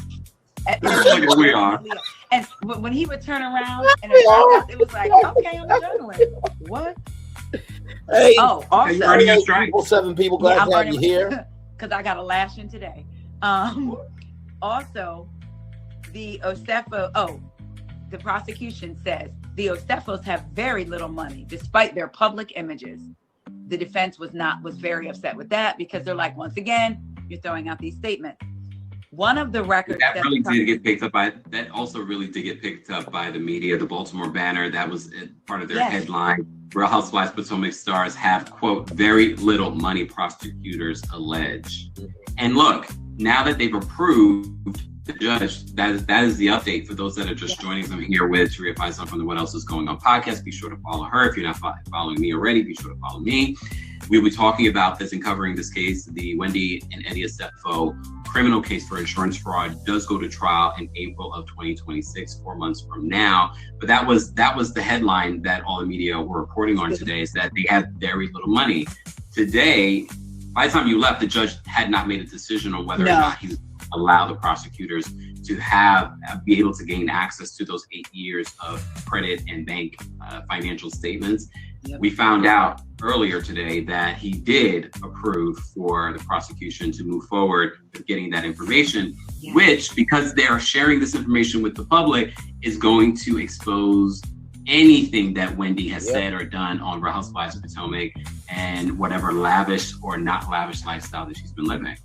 Yes, and I'm not surprised the judge ruled that way, because he said in court, I'm inclined to agree with the prosecution, but I will cite, they both cited different cases as to why it should go their way. He said either one or two of his cases were canceled that day, so he had nothing but time. He was going to review those cases and make his decision today. So I wasn't surprised when he sided with them, because he already said, I don't want them to move the case because this judge sounds entertaining. Listen, he earned a flute to me. The way he read, I love the way he made it clear. Again, I know he knew exactly who it was. The way he made it, the way he didn't single allegedly me out and just made it a thing for the court. You know, Yeah, I mean, I appreciate that. Me too. I appreciate him not doing that because it could have been Pam. Sorry, Pam. It could have been Pam. You know, it could have been. How you know it wasn't the bailiff? And mind you, are there signs in there that tell you no cameras or? There was one on the door left. Yeah. So. Shout out to. Oh, was it new though? That I don't know because I was so excited to get into the courtroom the first time, so maybe I just completely. Again, in my mind, I was in Montgomery County, so I wasn't even really because you're allowed to have your phone now. I'm sorry, my bad. Let me go back. I did see something that said no recordings. That's what I saw. So I didn't record, allegedly. Well, and in every case, it's very different. The Diddy trial, you couldn't take any of those devices. You had to bring only pen and paper in order to capture, unless you were like an attorney. Then you're able to. Yes. On social media and stuff like that. Yeah. Yeah. So I was like, I'll know from here on out, Carroll County, I'm not even gonna pull my phone out. It's gonna stay in my purse. Like I'm not even going up there. Like I'll get a picture of them outside again. I said, I know they're probably scouring the internet. Please make sure you see the street behind you when you look at my account and see I got them on the street. I wanted to see what was interesting. They talked about the businesses. One of the records they asked for was from Ally Bank. And they said there were 2 savings accounts that were supposed to be personal in Eddie's name. One had Eddie's name, which then tied into his business. And I don't know if it's SB Consulting, something consulting. My apologies, I don't have them. Then the other one people welcome was in, glad Eddie's to have you name, here. and then also tied to it was Onyi Essentials. So they're saying it's not completely separate. Yes. It's not completely separate. If it was his personal savings, why doesn't it just say his savings? But some kind of way, his consulting business is tied to it, and then his second savings account has Wendy's business to it. So she said that's another reason why they need access to all of these financials because everything is so intertwined. Yep. Yep. 40 records. 40. Wow, 40 records. They also addressed the returned items. When Eddie's lawyer spoke, he said, if you want to talk about the returned items, we should only be getting records for the returned items. So if it was I'm just saying the word wallet. If the wallet was returned, we should only be looking at the credit card that the wallet was. I think that's we should fair. only be looking at specific items with records and not their overall records, which to me would take even longer. Oh, and the prosecution says that the Osefo should want them to investigate everything. They're just trying to protect them. The defense says you are not trying to protect them, throwing out these statements, wanting to make their financial records public. To make it a mile. Yep. That is not protection. Oh. Yeah, they were very prosecution. It was funny because she was kind of like, I hate to use the term, not a plain Jane, but just like, oh, you didn't see her coming, quite. Just Shirley that works in the cubicle down the sort of like a wallflower. Yes, but then she was very much.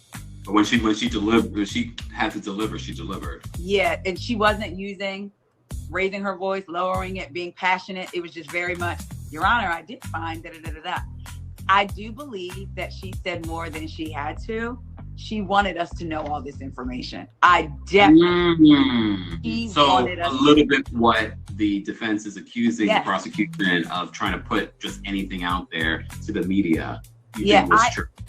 And I said it was 1,000%. Like they're both right. I feel like she's saying, "Hey, we recovered these stolen items," and he's saying, "Yeah, but you're talking about." Hey, Nikki News, good to see you, my friend. We're live. But then in Empire We Go podcast.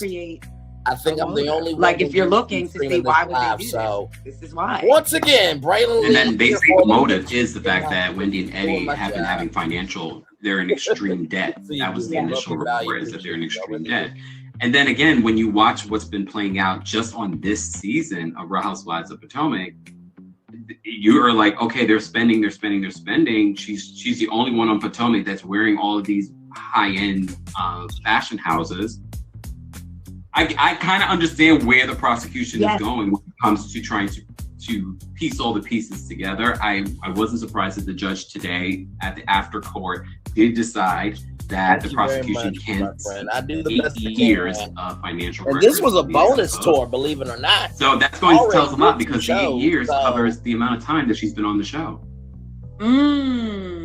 That's So I'm sure we're going to see very interesting spending in the years that she joins Potomac, specifically her second season when she started really dressing up and wearing high-end brands. It makes me wonder, before the show, did they try to present a lifestyle? Because for them to find receipts back to 2010 of luxury items that were purchased and returned, and the prosecution is saying this is a lifestyle for them, purchasing luxury items and then returning them. Unfortunately, there are a lot of people like that, right, Cookie? I mean, what? What? Wow. Yeah. Oh God, no! Oh God, no! Cookie's in the blogs today. The neighborhood talk called her the RHOP menace. No. Because she's in the blog state for something completely separate in regards to an event that's happening over there down there in the DMV. Really? They said alleged RHOP menace. I'm never that shady. I just say DC's backyard band for maybe performing in a from time to Netflix time special. But most of the time, I give it back. No. Oh, you've been busy today. I'm sorry. Listen, I felt like I needed a nap after I left court, and I said, I'm not even on trial, because this was a lot. There was one point when the prosecution was running things down. I looked over at Pam, she looked over at me, and she said, this is a lot. Like, it was so much. Like, I have pages. I've read most of them too, but like pages of notes. I thought I would only have a few pages of notes, because again, I do believe the prosecution did she have to mention the wallets and what was in the wallets? No, you're really just arguing as to what, because that wasn't even talking about the financial, what was on the record. I know she was trying to say, well, these items could be in their records that they bought, and we need to see where they come from, the business or the personal. But I felt like, oh wow, she really wants this information out. It did feel like it was almost like a public, because she mentioned more than once the lifestyle that they portray. And then when she mentioned again the cost of her bag versus the cost of their bag, it almost felt like a, like, we're gonna knock you down a little bit, just a little bit. Wendy looked good. That's what the defense has been saying, that their prosecution is trying to embarrass this very public, beautiful Black family. Oh, somebody said that they know people who are associated with them, and that is definitely a saintly, iconic soul. Is that how you say it? That she knows there's people I know who are associated with them, and that is how they all live, trying to outdo each other. Before we dive in a little bit more, guys, if you're just joining us, I'm with Taria Faison from the What Else Is Going On podcast. How long did it take you to go from Baltimore, having big fun in Baltimore, to Carroll County? And how can people support you for covering the trial? Because you're not getting paid to do this. I appreciate you. So today, traffic was bad. It took about an hour and 20. Wait, I left at 7:30. Actually, it took about an hour and 15 today, actually. An hour and 15 minutes. For the people who live in the DMV, I had to go up 695, and they have all this construction going on. Prayers up. I didn't get a speed cam violation. But you can support me on my Cash App, Taria, Taria, middle initial S like Sam, Faison, Faison, if you would like to do that. Or Venmo, same name. If they follow you here, is that available on like your profile? It will be. Is that in your profile? Okay. Exactly. So after the live, on her Instagram account, or if you're listening to this, I'll post it in the description of the podcast or on YouTube, because I will repost there, because I know not a lot of people are on Meta platforms anymore, which is fine. So all of Taria's information on how you can support him, because you're going to be covering the case. You're going to go back in April to cover this. So because you are independent media, we should be able to support any way that we can. Thank you. I appreciate that. Yeah, look, I had to give up my rides this morning. I said, I can't pick y'all up this morning. I got to go cover this trial. Yeah, which it becomes costly between drive. That's one way, hour and 15 minutes, and then you got to come back. When I saw it coming back, I said, there's more traffic on the way back. It was like longer. So I made it almost home. Then I was like, let me cut this Uber app on and run some money. I love when people welcome in. It's serious. People don't realize how much you have to invest in what you want to do when it comes to being independent. How much more you put into it before you actually get paid for it. So be sure you guys are following. Taria also has her YouTube channel. She has her podcast. So make sure you're following. Everything is, I'll be posting all of that. But she's here now, so you can go follow her now. But I did ask ABC News where they're hiring. I looked down at her. I said, y'all hire?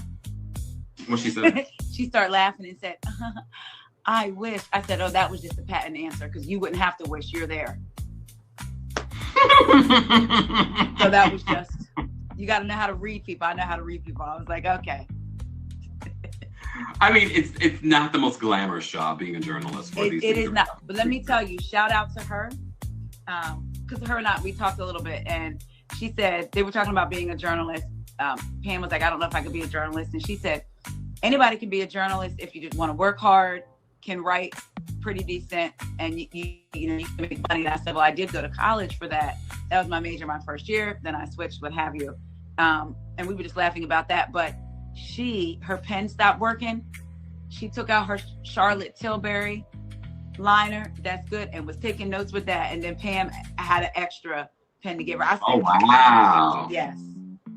Yes. I'm surprised she wouldn't have like another pen. Yeah. And then this morning, I wanted to be cute because I'm normally in gym clothes, but I have a collection of heels that I love to wear. So I put on my turtleneck, my jeans, my heels. I get there. It's getting close to the time because of traffic. I'm running late. I got a quarter way across the parking lot. I turned right back around, put on my sneakers, and I said to myself out loud, you are a journalist. You have a job to do. Get them sneakers on. And I bolted and made it to... Baby, get yourself a kitten heel. Not a kitten heel. I feel like Portia. Not a kitten heel. Good Lord. Get yourself a little kitten heel, your little courtroom suits, because that's coming up. April. I should have had a bag. It's April 2026, which is nearly 4 months away. My sneakers on up to the door. 12 days left in the year, y'all. Because I love Jesus. a heel, but yeah. It was, like I said, it was surreal. It was very much, I don't think the prosecution is playing with Wendy, but I couldn't, if I had to judge based on today, how I think it was going to go, I really can't call it. Even though the judge allowed the prosecution to get the bank records, I still really can't call it. I really can't. I mean, look, and it's still too early for those that are just, because we're talking about a hearing. We're not talking about the trial. The trial for Wendy and Osefo will happen in April of 2026 that we know of. Right now, that's the date. Things can change depending, because the prosecution is already saying that they're going to need more time in regards to this. So being body language experts that we love to pretend to be, you talked a little bit about Wendy's body language in the courtroom. Let's talk about that, and also let's talk about Eddie's body language. I didn't really hear you talk about Eddie's body language. What I got from Eddie was like, I'm into myself. I don't even want to be here right now. He takes no pleasure in the camera. Takes no pleasure. Like, to me, if you really looked at Eddie's face, he was not making. Wendy is looking around. Like the first time we went, when she's walking out, she looks over to Pam. Pam says, you got this. She's, thank you. Walking. Eddie is like this. You could just see he wanted to be. And then so look at him in that video I sent you. He's not looking to the left, to the right.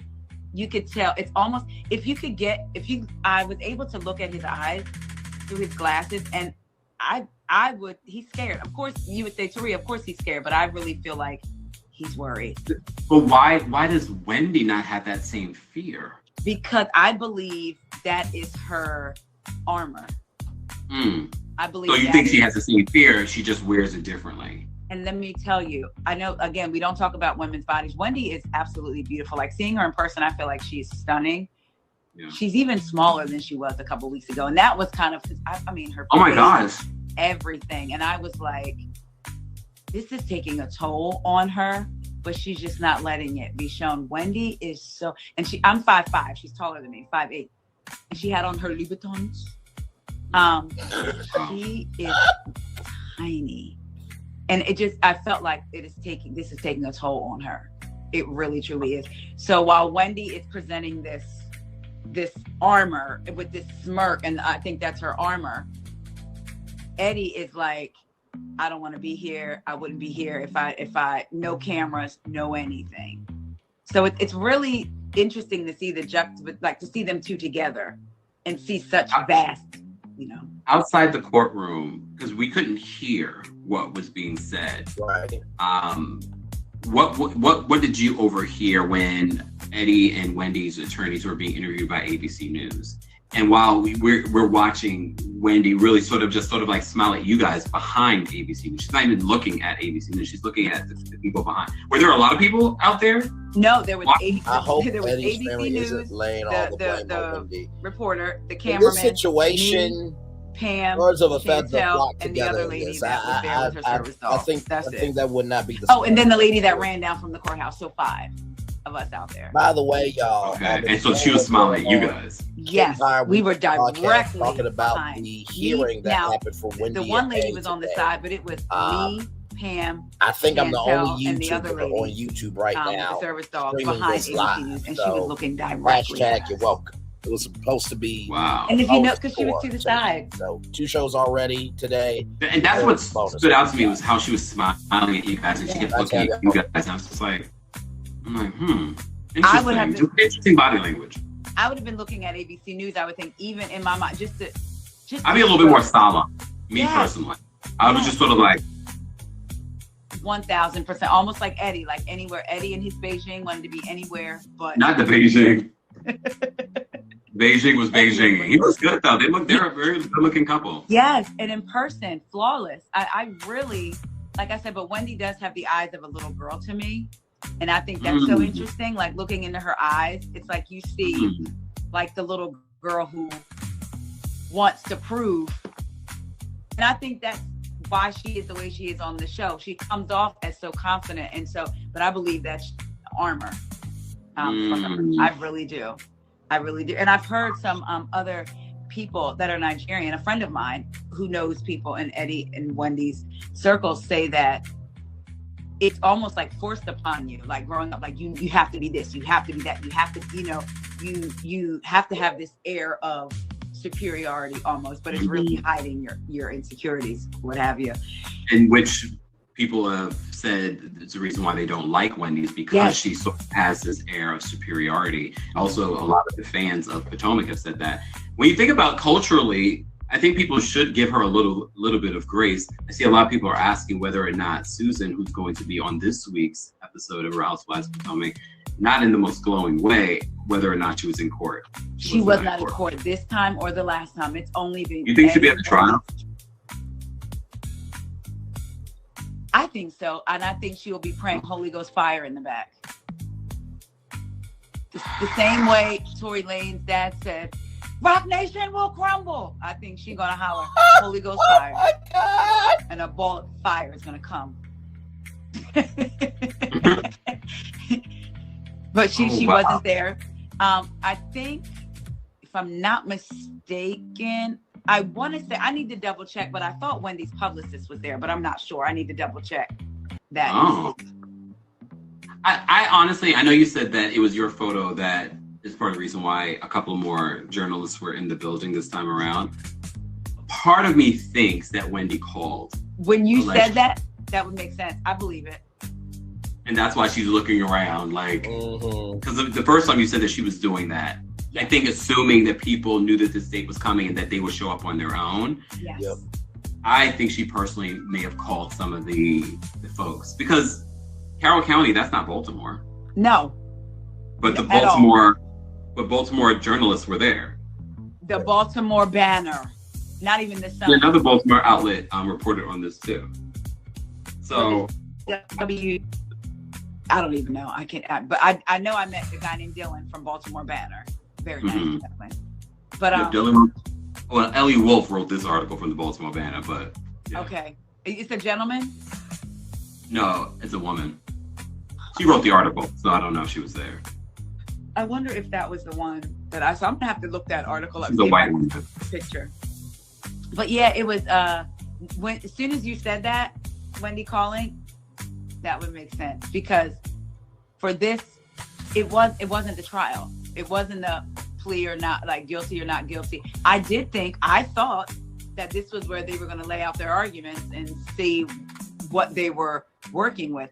But I also wonder now, is this a stall tactic? Are they going to keep or think like, okay, the last motion was for them to be filed together. Now we're at this motion trying to get something thrown out. Now we're coming to court back on the 21st, to see if you are going to be tried to get, like, it's another. Also, they're going back to court on Monday? I'm sorry, the 21st, January 21st. Oh, okay. But it's another status. So it's all these status hearings. So I mean, that's common with. Is that common? Yeah, but it could also be a stall tactic. It could be a way of them trying to drag the stuff out. But this does happen. I'm not surprised by that. But we shall see. We shall see. Go ahead. I will say this. I don't want. I'm gonna be honest. I've said I don't want anybody to go to jail unless you've hurt somebody. You need to be under the jail, right? So I know we have to. You do the crime, you do the time. I don't want them to go to jail, like thinking about their families. However, I will say, based on the way that things are presented and the defense's argument, as I have evidence they're not guilty versus, no, this doesn't need to be brought into the trial, unless they're saving something big for the end. I do believe, we have them on a recorded line. You know what I'm saying? Like the insurance. So it's like, I keep going back to that. Yep. He's on a recorded line saying his wife's ring, she wasn't wearing it when he told someone else she was, and they got the money for it. And they didn't replace anything. So it's like, Well, here's the thing. The burden of proof is on the prosecution. That's true. All the defense has to do is put a little bit of a hole in any juror's mind. Yeah. And they could be, you see the Diddy of it all. Yeah. So. And I feel like I really try when I hear things at both sides of an argument to look at the facts of it. And even I was going back and forth. Oh, this makes sense, but this makes sense. This makes sense, but this makes sense. So it's going to be interesting to see if they're going to be able to get a jury of their peers and see how that goes. So I'm jury selection process is going to be interesting for you to watch. Because the jury selection process for the Diddy case was interesting too. So that will be interesting and again, guys, be sure to follow us because we will be talking and covering this case. Unfortunately, like you said, that no one is celebrating the downfall of this family, but they did, if what they're being accused of is true, make some poor choices. Yeah, and I'm concerned for them. I am. After this. We're not going to let you go just yet if you have some time, because I know you've been busy. You've been in these streets. You've been in these streets. Let me. I'm trying. Early this morning. But you ever have days where you're like, it may not necessarily be what I thought I was going to be doing, but I feel like I did something like productive. Like I got up, went to the trial, did a little bit of Uber work, came home. You did? I did drive a little bit. I did like 3.5 hours. Then I got to spend time with my girlfriend. I did a video after the trial, and now I'm talking to you. So I feel like I've done something. And you guys can see Taria's video on her YouTube channel. Again, let everyone know where they can follow you and support you. You guys can go to YouTube, type in WeGo, WEIGO podcast. I'm on Instagram, same name, Threads, same name, TikTok, WeGo Podcast 1. Y'all, I'm really trying. I be wanting to do the ticks and the talks, and I'm going to get better. But you can follow me over there. And on Twitter, I am WeGo Podcast as well. Thank y'all so much for just your support. I forgot, and then I will say it does make you feel good. I was over randomly on Twitter yesterday, tweeting about Beverly Hills, and somebody comes under my comment, "You going to the trial tomorrow?" Yeah, I'm going. I got you. Oh my God. And sometimes we need you guys to remind us of certain things because we can't, we're recovering and talking about other stuff, and we have our own lives, and it's the holidays. Yeah, and I just got back from Florida, Wednesday? Oh, yeah. So, yeah. But thank y'all. I appreciate y'all so much. I don't take your support for granted. For those that don't know how to spell WeGo, can you spell it out for them so that they can follow you? It is WEIGO podcast. That stands for What Else Is Going On podcast. I got that from Cynthia Bailey. If you go back through the old seasons, whenever Cynthia was either maybe caught or didn't want to talk about something, she would say, now what else is going on? And so that's where the podcast was born. Like, what else is going on? Iconic. Have you ever interviewed Cynthia? No, I want to, so I can tell her that she is the inspiration behind my name. I would actually love to interview her. I've just never reached out. See, how are you going to do an interview if you don't reach out? You're exactly right. Why don't you reach out for me? Excuse me. I don't even know her, even though I was just on her podcast. Like, put a bug in her ear and say, I really think there's a podcast name. You never reached out. And she probably like, has she ever reached out? I'm like, nope. I'm going to reach out tonight, and then I'm going to tell you. You should. And then you got to follow. And you can say I sent you. You can say I sent you. I'm going to say Kim Pop. I mean, she could literally be watching this right now. Cynthia, you in here, girl? Cynthia, or she might be watching the replay. Cynthia. I wanted to talk to you about so many things. Being a Black woman business owner, being a Black woman that was a model back in the time that she was in. All of that stuff. I want to hear how she dealt with being with Leon and knowing that people were targeting him. How did you feel about that? I saw Leon once on the subway. My kids were going on an audition. I got to tell you this. I've always loved Leon, especially, from all his shows. And then The 5 Heartbeats is my favorite movie of all time. I was on the subway sitting in the car, sitting up front. The gentleman was sitting. Yeah, I mean, listen, if y'all are here for it, I'm here for it. You know what I mean? Like I said, I'm gonna stay on with y'all, give y'all the context, conjecture, and connection of how this came to be. Because the black turtleneck, it's a camel, when the work, collar, and being about your purpose, that equals this type of energy. And the gentleman that was sitting up front looks at me and looks at him. 7549. So, but to answer your question, he goes and sits down. If you guys are here, and I said, first I thought, wow. I wonder if he's going to the same audition as my kids, because I think there was like a father role in it or whatever. Then my second thought was, I told the kids, he has 2 more stops. If he doesn't get off, I'm going to start singing, I got nothing but love for you. I could feel it. It was coming. And me, I've met stars before. I've met people that honestly I can say doesn't faze me like that. But there was just something about him. So I would love to talk to Cynthia. Did you feel consumed by that? How did you know? She talked about. I forgot what interview I saw recently where she talked about that, and she said when she met him, or before she even met him, she knew that she was going to meet him. Yeah, I saw him. It's probably like over a year ago, randomly in like Tribeca, and I was like, that's Leon. Really? He still looks good. Very good looking in person too. Really? Okay. Well, yeah. When I seen him, he was. Yeah, you saw him. That was some years, but that was like maybe. And I'm talking about recent. This wasn't that long ago. It was probably like maybe over a year ago. I can't remember when, but it was recent. Wow. See, Cynthia, if you're hearing, listen, I'm going to reach out and I'm going to tell you Kempire sent me, and then you can double check with Kempire. I'm good people. I ain't trying to. She might be watching this later. You might watch the replay of this. Hey, someone asked if Cynthia sent me the skincare. She has not yet.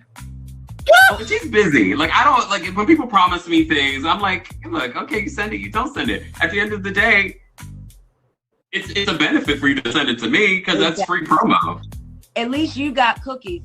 Meredith Marks slid into my DMs 2 years ago and wanted to know my size. I thought I was going to get a Brooke Smart sweatsuit. Never got nothing. But in all fairness, a lot of people probably wanted those, and she probably promised a lot of people those. She asked me. I didn't. I know you're right. That's wrong. Like, I mean, Cynthia did ask me too. Cynthia asked me. How are you asking me for my address and all of that? And I love trying different skincare products. And I do like a sweatsuit, but I know Meredith is not sending me anything. Oh my Lord Jesus. She's not sending me a thing, which is fine, Meredith. Fine. I want somebody to send me something. Send me, I saw Meredith in Vegas when we went to Vegas for BravoCon. The last Did you have an interaction with her? No, we were on the strip. I don't even know if she even saw me. She could have saw me too, the way I saw her, and I just kept it moving. I'm like, what am I saying? I love you on your show. And she would say, Empire. I'm going to talk to my son. She's a little disheveled, but anyways, that's always Leon is 63 years old. You're lying. How old? 60? No. I think he's the same age as Cynthia, which is still, Oh wait, what am I typing on? I'm writing on the wrong thing. I need to look this up. Guys, you're just joining us. Be sure to follow us here on the Instagram, but also follow us on YouTube, Kempire on YouTube. Let everyone know your YouTube again and your podcast. The Ali Boca. He is 63. He's 63? That's insane. And I just saw him not too long ago. That man is still looking good. You know what? I'm gonna say this. So my mama is good rated. And he's 6'3". Well, yeah, he was tall when I saw him. He was talking. I remember I was looking up. And you're not short, yeah. The real Ali Bocum. This will be saved. Kempire saved, uploading it to the IG. Yeah. So that. Thank you, Elisa. Elisa put the for the 60. I didn't realize she was that much older. But you know what? Black don't crack, and I will say my mama is going to be 65 next year, and you wouldn't even know it. So I can believe it. But 63? I would have never put Leon. Well, okay. When you look at it, Cynthia is about to be 60 in 2 years. Okay, so that makes sense. She looks good. Yeah. They are. Damn, she was only married to Mike Hill for 2 years. Damn. Okay, let's not go another rabbit hole. But we can't talk about, since we're talking about Cynthia, did you see the video of the two women fighting over Peter Thomas, who's now locked up? Yeah. And they won't let him out? I said they almost got physical. He bought me a car. Said I was his girlfriend. Peter Thomas? Okay. Fighting over Peter Thomas, who's locked up. Broke Peter Thomas. Who is locked up in federal prison. He probably got a podcast in the jail. The episodes will be released. I don't want to hear it. Cynthia, see, now that's a question I would ask Cynthia. Cynthia, don't you feel like you really missed the bullet? She's very gracious when talking about him, though. Yes, she's not she so is. gracious when talking about her. I've heard her talk about him, and she definitely, out of the two of those, she is gracious because he is not. She is definitely gracious. Definitely. Too gracious. But that's why she looks as good as she does, and he's behind bars. Well, that and him not paying taxes, but. Right? Well, that part. Dr. Simone has been trending this week for Married to Medicine. I know you recapped that as well on your YouTube and your podcast. Dr. Simone, we found out this week. I forgot to talk about this earlier today when I went live on the two of you, so I apologize. So here you are. We're talking about it. She gave in. Okay, for those that may have missed it, Married to Medicine this week, Dr. Simone, I was team Dr. Simone when she went off on Cecil and when she went off on her two boys. She's just like, I would like to retire. Y'all don't appreciate me. Her son is asking for a new car. He's like, aren't you going to pay for law school? Baby. Well, they did an IG Live and find out he's now driving a Tesla. So she gave in. And now they're backtracking. They're backtracking on that scene. Let me just tell you something. Already my thoughts, child. I rewatched a little part of season 5's reunion where Dr. Simone was basically letting people know that she was getting a divorce, and then they talked her out of it. When I listened to Dr. Simone talk about why she wanted that divorce, she was so clear on what she wanted. They talked her out of the divorce. Yep. She should have gotten her divorce. Me and my mom were just talking about that. And when we were in Florida, we were talking about it. And I said, Mom, you remember when Andy said the devil didn't win? I'm so sick of people. Yeah, you can bring God in your marriage. I say I have God in my marriage all the time. It also takes me and Corey working. We're just not looking at each other saying, God's here. No, like,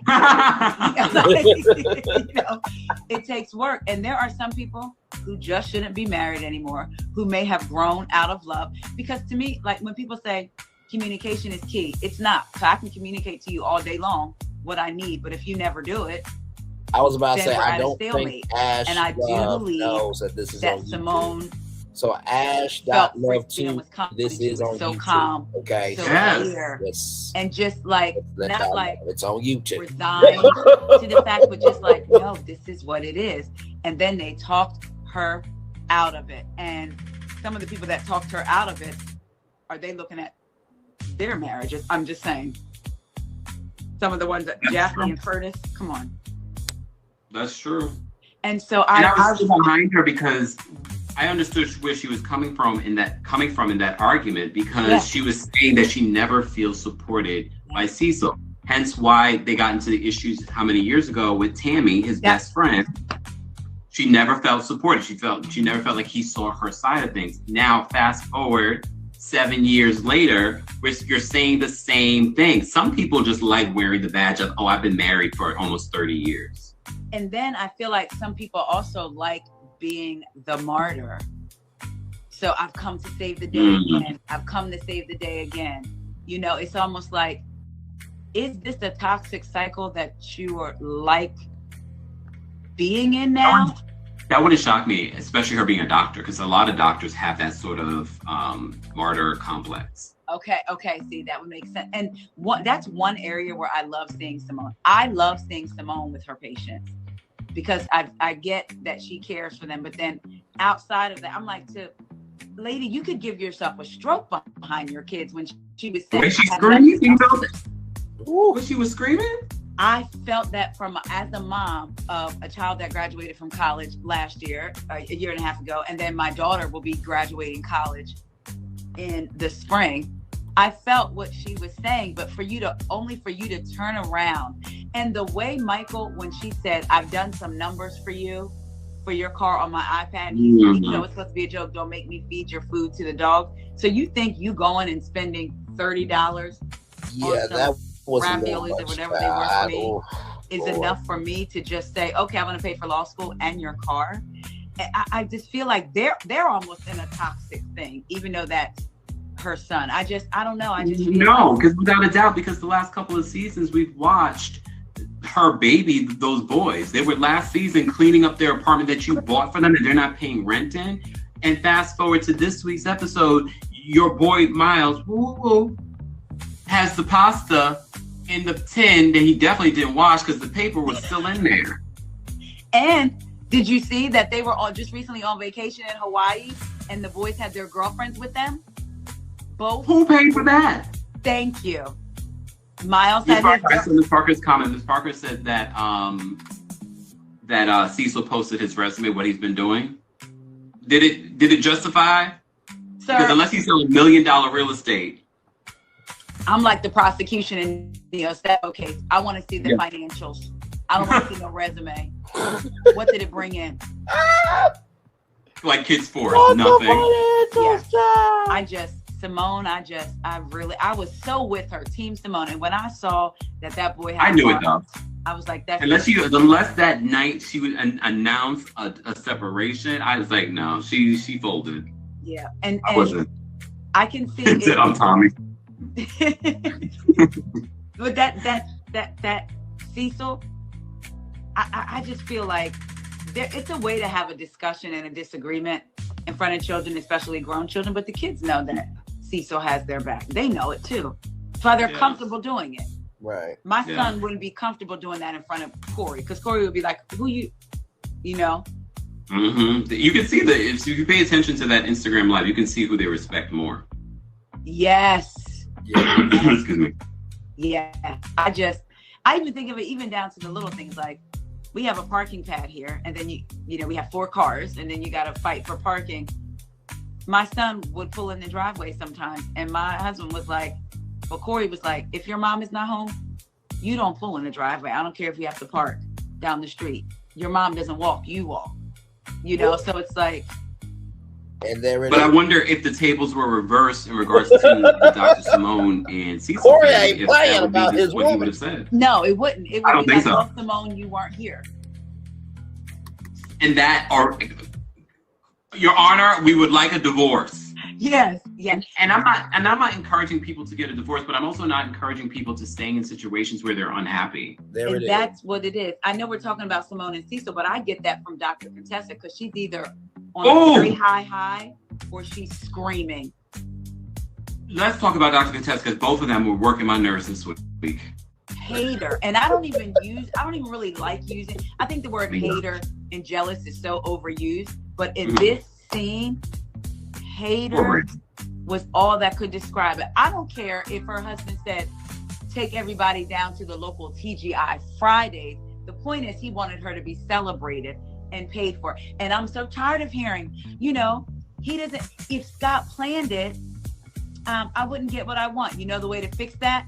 is to have a conversation and your spouse say, what type of birthday party would you want to have? I want to take some of the burden off of you since you're working 6 jobs and I get done at 2:30 every day.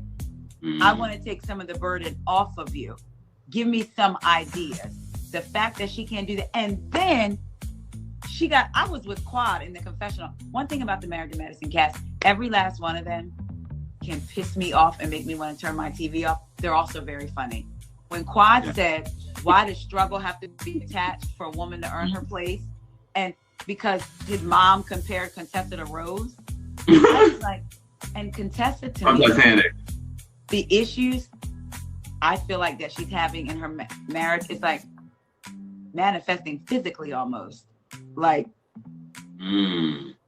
I feel, and that it's like she has also like a rage. Again, she's either fine or she's screaming. And I said, oh, what Heavenly has been saying about Contessa, it hit me in this episode when she said Contessa will tell you something about her husband and then get mad when you bring it up. And I was like, wow, this is the first time that I've seen like really. And she did that literally to Brandy and ruined Brandy's birthday party. Yeah, I hope she apologized to her. When I said, poor Brandy, the world knows she's got a big thyroid and that you know. It's just like, you know what? Her husband decided to treat her and her friends to a dinner. She said, if my husband threw anything like this, I would be underwhelmed. Then you need to be under because he does nothing. He barely could announce you when y'all came in. That is crazy to me. This week was crazy. Yeah, it was. But the way Heavenly was laughing at that table, I was like, Heavenly, you're trying to start something because it was not. and then, mind you, these two that never got along are slapping hands. Or high-fiving.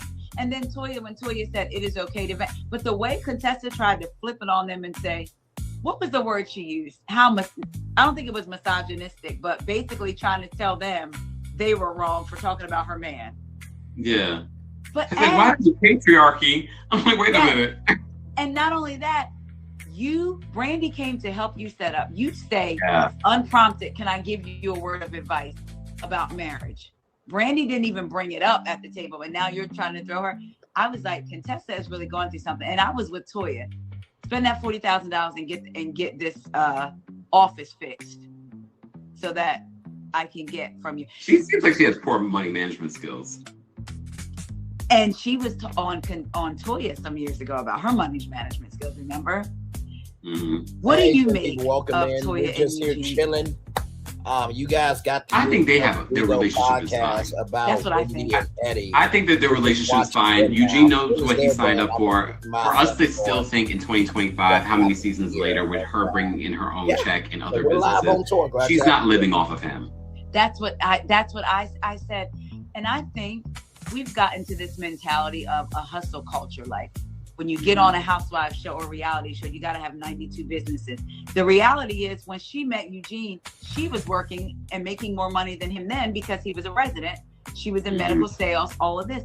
Now it's okay for her to want to enjoy her $800,000 check, allegedly, that she gets. She does very well. She's an OG. She's been part of Robin when the money was flowing. Yeah. That's why I said I know Dr. Simone does well. She has her own practice and she's been on here since the beginning. Yeah. She does very well. And I'm sure she probably makes more than Toya because, she's the medicine. So, they all do very well. So I know that's part of their storyline this season, the fact that Dr. Eugene is working further away. And I mean, people are going to still get on Toya like, oh, you just going to drive Eugene into an early grade. No, she's not. She making a lot of money too. And I think Eugene loves his job. I think he likes working. Oh, yeah. Because he's still in emergency medicine. A lot of people don't stay in emergency medicine that long. Yeah. So it's like he enjoys this. And let's be clear. The first or second episode, their kids said him working hours away is no different than when he was home. He was working. Oh. So clearly he likes working. Yeah. Ashton knows how to properly cook something and not leave the paper on the tin. So Toya's doing something right at home. Toya and Eugene are doing something right at home. Them boys can cook. I was like, oh, they're cooking for real. Yeah, Ashton can throw down. Yeah. But Eugene can throw down. So he learned it from Eugene. Yes. Yes. But those are real life skills. Yes. And one thing that I appreciate about Eugene, I'm not saying to objectify your wife, but you still want to know that your husband wants you after all these years. So when he came home last week and Toya left a note for him, he said, oh, I wish the note was saying, come meet me in the bedroom. And he was telling her she looked sexy. And then you see Eugene talking to the guys about, you know, the nurses like me working there as a doctor, and you have Cecil, I want to see the nurses. And then a couple seasons back, Scott showing them pictures of women in his DMs. And I was like, Eugene really loves his wife, it seems like. And you got these other men joking about other women. You're 2 fire signs. You and your husband are 2 fire signs. Aries and Sagittarius. Yeah. Because my thing, Aries, and that's what they are. Uh-huh. That's crazy. When I told you, when Corey interviewed them, it was like, oh my God, we're talking, like there were multiple times where we're like, she told a story of when they were dating. He took her to like a family function, and he kind of just walked up, left her, and she did. Well, when me and Corey first started dating, I went to his family reunion. Corey went to the store with his cousins, came back, me and the family high five. Like, it was so many similar, and I think that's why I feel like I get them a little bit. Like, and you both are Aries women. Yes. Sagittarius men. That's important. Like the female male dynamics in astrological signs are important. That's interesting. Yeah. Before I let you go, because I know we've been live over an hour. For those that are just joining us, yeah. Okay. Mm-hmm. You've been busy today. We have Taria Faison from the What Else Is Going On podcast. She gave us a full update. I will be uploading this, God willing, uploading this to the YouTube. So make sure you're following us both on there. I'll be tagging all of her information there. Taria, let people know again your Cash App and Venmo so that they can support you, because you're going to be covering this case, this Wendy Osefo case in Carroll County, and that is a very long drive. That's a full day of work that you're missing out on. So let people know where they can support you. Well, thank you again. And TN Diva Esquire, thank you so much. I appreciate that. I used to write a lot. I used to have a blog, and then I stopped. So maybe you might be getting some wheels turning again. But you can find my Cash App at Taria, Taria, middle initial S like Sam, Faison. Same for Venmo. If you forget, just DM me on Instagram at WeGo, WEIGO podcast, and I will get that Cash App link over to you. And you're going to post it in your profile here on Instagram. So make sure you guys follow her here. We'll answer this one last question in regards to Married to Medicine, and then I quickly want to get your thoughts on Potomac, what's going on in Potomac. Treasure says, what do you guys think about Heavenly not talking to her son for over a year? I don't know if I believe everything that's coming out of Heavenly's mouth. I think Heavenly was demoted this season. And he to talk about everything that's going on with her son. Your thoughts? I don't know if I necessarily believe that either. Heavenly doesn't strike me as that type, but I'll say this: if it did happen, it was the son. Yeah, that's what we do. Okay, we help out people over here. Okay, there it is. And it makes me wonder. She just said, "Oh, I cussed him out, maybe use some profanity." It makes me wonder, what exactly did you say for your child not to talk to you for an entire year? What did you say? She's a nasty individual. We've seen her be nasty to these women. Yeah. Can you imagine? And I the things that I'm imagining she said, I'm like, yeah. They seem to pour a lot into their kids and give to the. So for him to choose to step away for a year, if that's true, what did she say to him? Something very nasty. But did you see that scene? Daddy, why didn't you tell me? I did tell you. I was going to say this happened in 2022. It's like, I did tell you. Daddy, you didn't tell. You told me recently this happened back in 2020. Daddy. I was like, this is weird. Like, I wasn't making a big deal of her calling him daddy, but this whole very little girl energy that you're giving in this moment makes it weird. It was the impression. And I do believe that she knew. I believe that she acted like she didn't know us. I believe she knew. Hence why I think she intentionally decided, and Toya and Dr. Simone both reiterated what I've been saying, that I feel like, she conveniently took a demotion this season so she didn't have to talk too much about that, and there wouldn't be a focus on her and as her storyline. Her running for political office was convenient. I was gonna say that it's like, that's why they couldn't get your contract together. She said, what, it took weeks for them to get her contract together? Okay. All right. Yeah. I'm not mad at it though. You can pop in here and there. I'm fine. Leave it. Are you enjoying the season without her? I'm taking it as cotton candy, like I do Potomac. I don't necessarily feel like it's a little bit more maybe substantial than Potomac, but I'm choosing to enjoy the laughs and everything. So while I don't know if I can say it's good, but I can say that I'm laughing, and I like watching Black people on TV. So that's what I'll say. Quads, Man King. I don't like negging. I'm not a fan of men negging women. And the whole why back, your breath stink, you got an attitude. I was like, what? I'm not a big fan of that, but maybe that's their dynamic and maybe she seems fine with it. But I'm laughing this season. So and for the people that don't realize it, you really did not want to watch Married to Medicine. You said that Dr. Heavily ruined the show for you. Yes, she did. And Married to Medicine was one of my favorite shows. It was Atlanta, Married to Medicine, and then Potomac.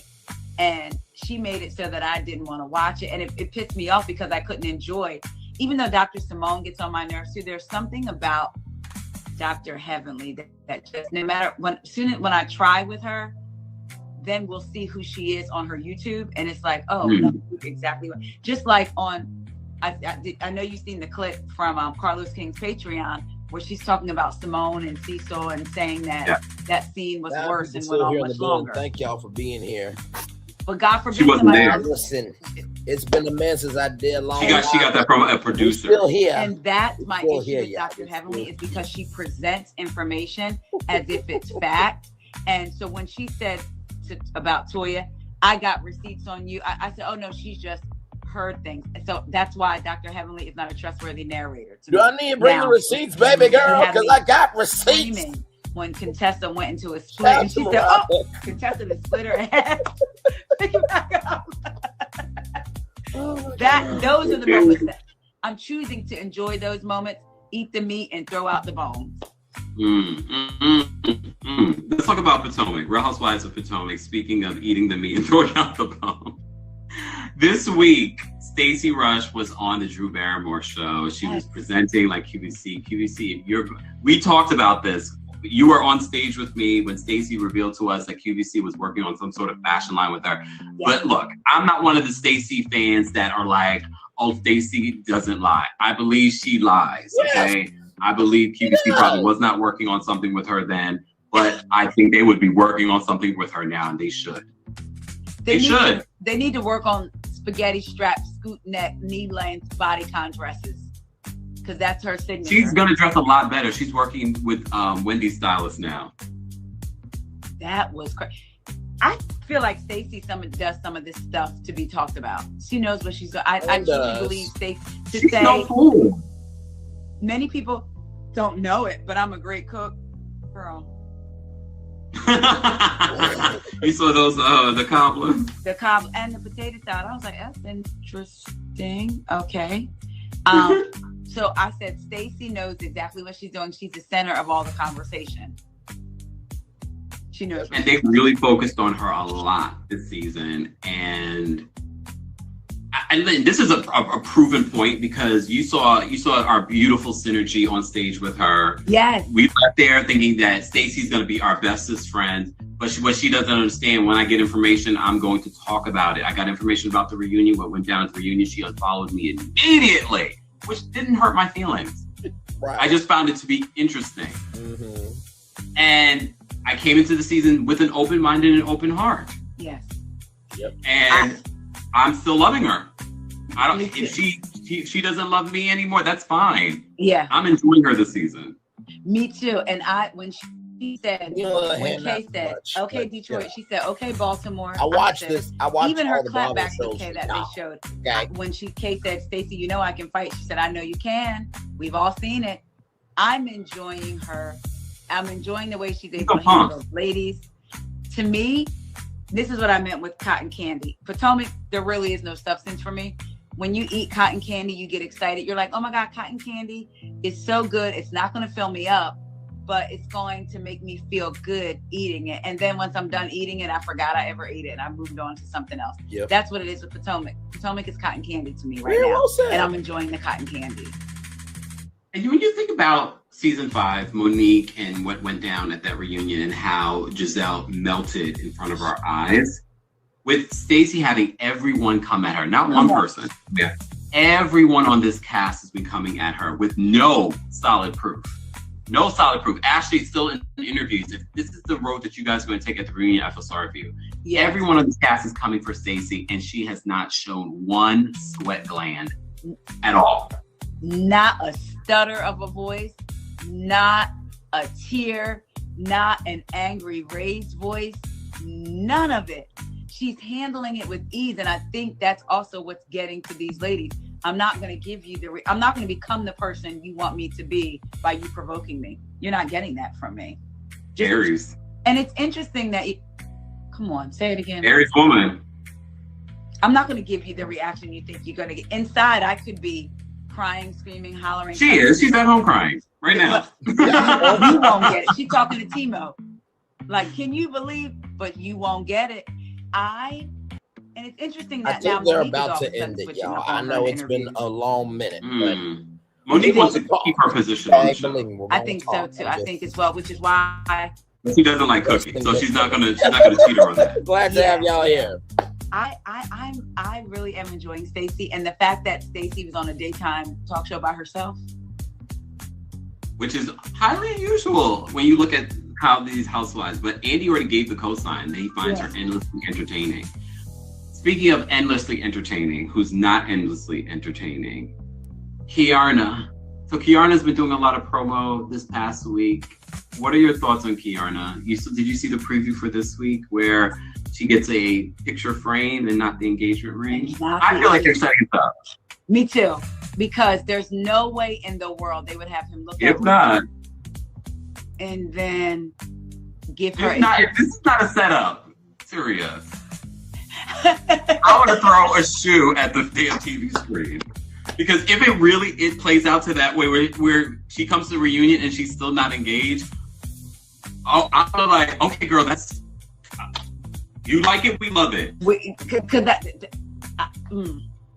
I feel like, remember when Greg last season, and people got upset and he was like, when you calm down, then you'll get my last name or something like that, change some things about her. And I'm not saying she needs to change some things about her. There is a hint of immaturity around her. She cannot articulate her issue with Stacey, even at the lunch. I loved when Stacey told her, because Kay tried to flip it. You were not nice to me at the Bloom Ball. Let's go in chronological order. Then she automatically shifts it to something else. She cannot articulate an argument. I still don't believe her and Angel were as close as she says they are, like right now. Really? I don't believe that. I believe they're definitely close now. Yeah. Which has been to Angel's detriment, I believe. Yes, because she's not allowing herself to open up. And I'm sorry, I keep going back to this. Angel keeps talking about the energy they're giving her, especially Wendy. When Wendy laughed at Giselle bringing up catfish, you got mad. When Wendy came to you and called you out and said you have different energy than Giselle, than me, Angel's response was, I can. Okay, cool. Then I can have different energy towards you as well. And I think there's something about Angel that just doesn't, it's not unselfish. It's just, and I know some people think, mercurial. Say it again. Mercurial. Yeah, she's mercurial. And also, what we talked about in the text I sent you and Danielle, I'm used to being an NFL family moving, but your husband played for the same team, didn't he? For all his years. So where did you move? Where did you move from? Where did you move to? I think Angel was a mean girl in Wags. I do. I mean, that's the accusations from some of the other women that were a part of that, allegedly. I do. And it's just, there's something that, and I have to go by what I see. I don't know her in real life, but she seems like the type. There's people that bring energy to a room, and there's people that make the energy go down. And she seems like she makes the energy go down. Her and Kay. And I thought Kay would be so Kay especially. different. Yeah. Kay especially when they were divas. Yeah. I'm gonna go to bed, guys. What did you think about Bobby and Bobby saying, "We'll get there when we get there"? I think Ashley is a Karen. Me I think too. she elevated the whole, That was oh, he might have a temper completely problem. unnecessary, First of all, I didn't like the way that he said it, but I don't think that Bobby has shown anything to us that he has a Thank temper you. problem. Exactly. He's silent and strong.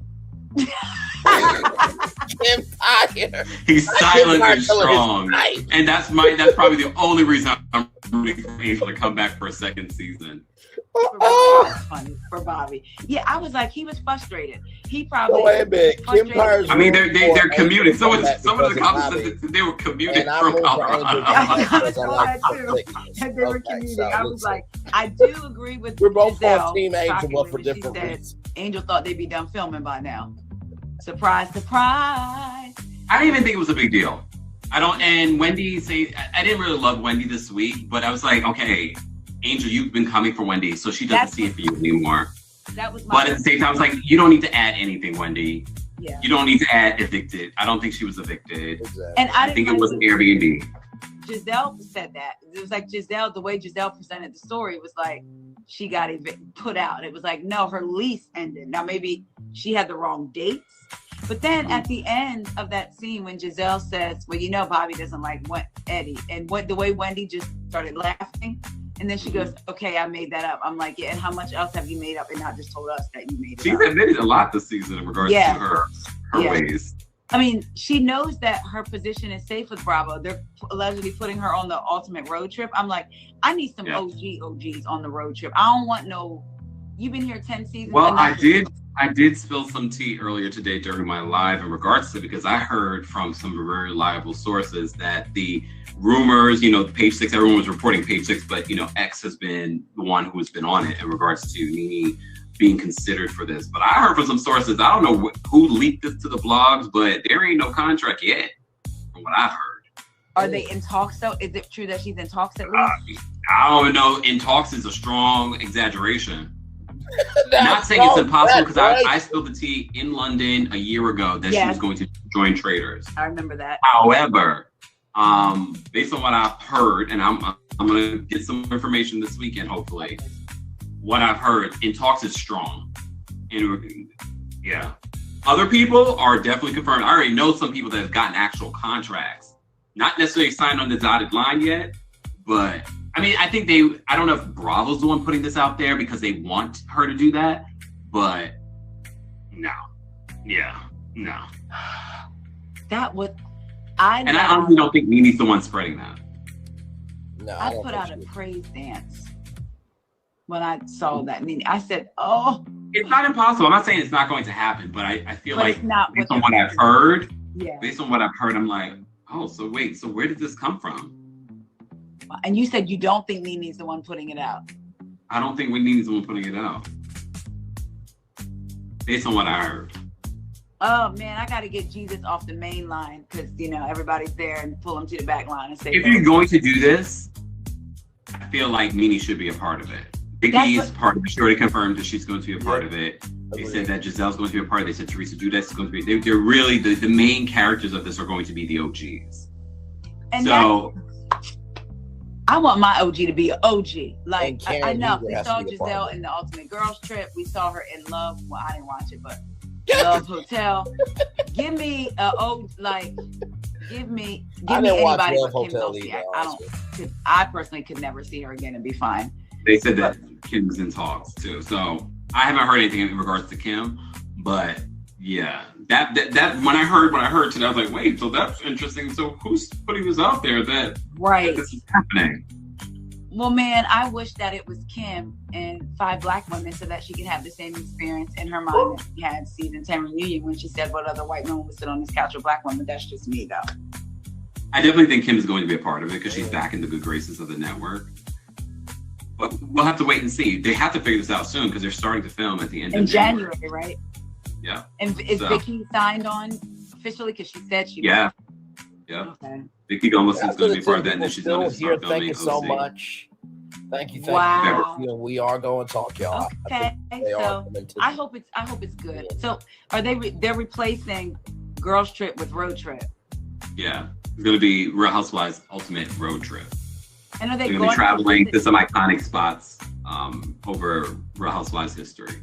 Okay, so spots. I thought they were going to be traveling. I don't know why, to see other housewives. That's what I thought.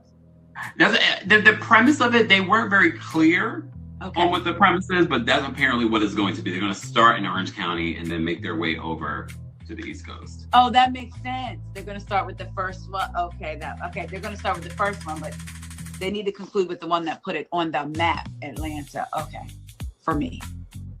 I mean, again, I don't know who's putting it out there. I got to get more information, but I do feel like, based on what I've heard today, people saying that it's, first of all, Page 6 article, they just pieced together everything that they saw us talking about on social.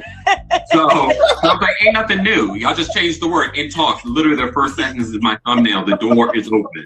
I said, Page 6. Was it a slow news day? So, but everyone runs with that because it's Page 6. Yeah. Everyone runs with that and they're like, oh my God, so Nene's returning. I was like, well, X has been saying it for over a week. Right. So we did a whole live last week, and the thumbnail said the door is open. Yeah. Page 6, if you're watching, at least have me on the platform. I know. Say it again. I mean, their numbers are terrible, though. So I do better numbers on YouTube than they do. Get fired. Y'all need me. Not you, Right, Crystal and Cynthia? I have one of the top videos on their YouTube channel. Yes, you are, because I looked. And Cynthia, where's my Golisi now? Golisi now? I'm gonna have to learn how to say it. Where's his Golisi mail? And make sure that you respond. Like Nene said, when I DM, respond immediately. See, this is why Nene needs to return. I think it's been long enough. Nene needs to return. It's going on 6 years since the last time she was on the network.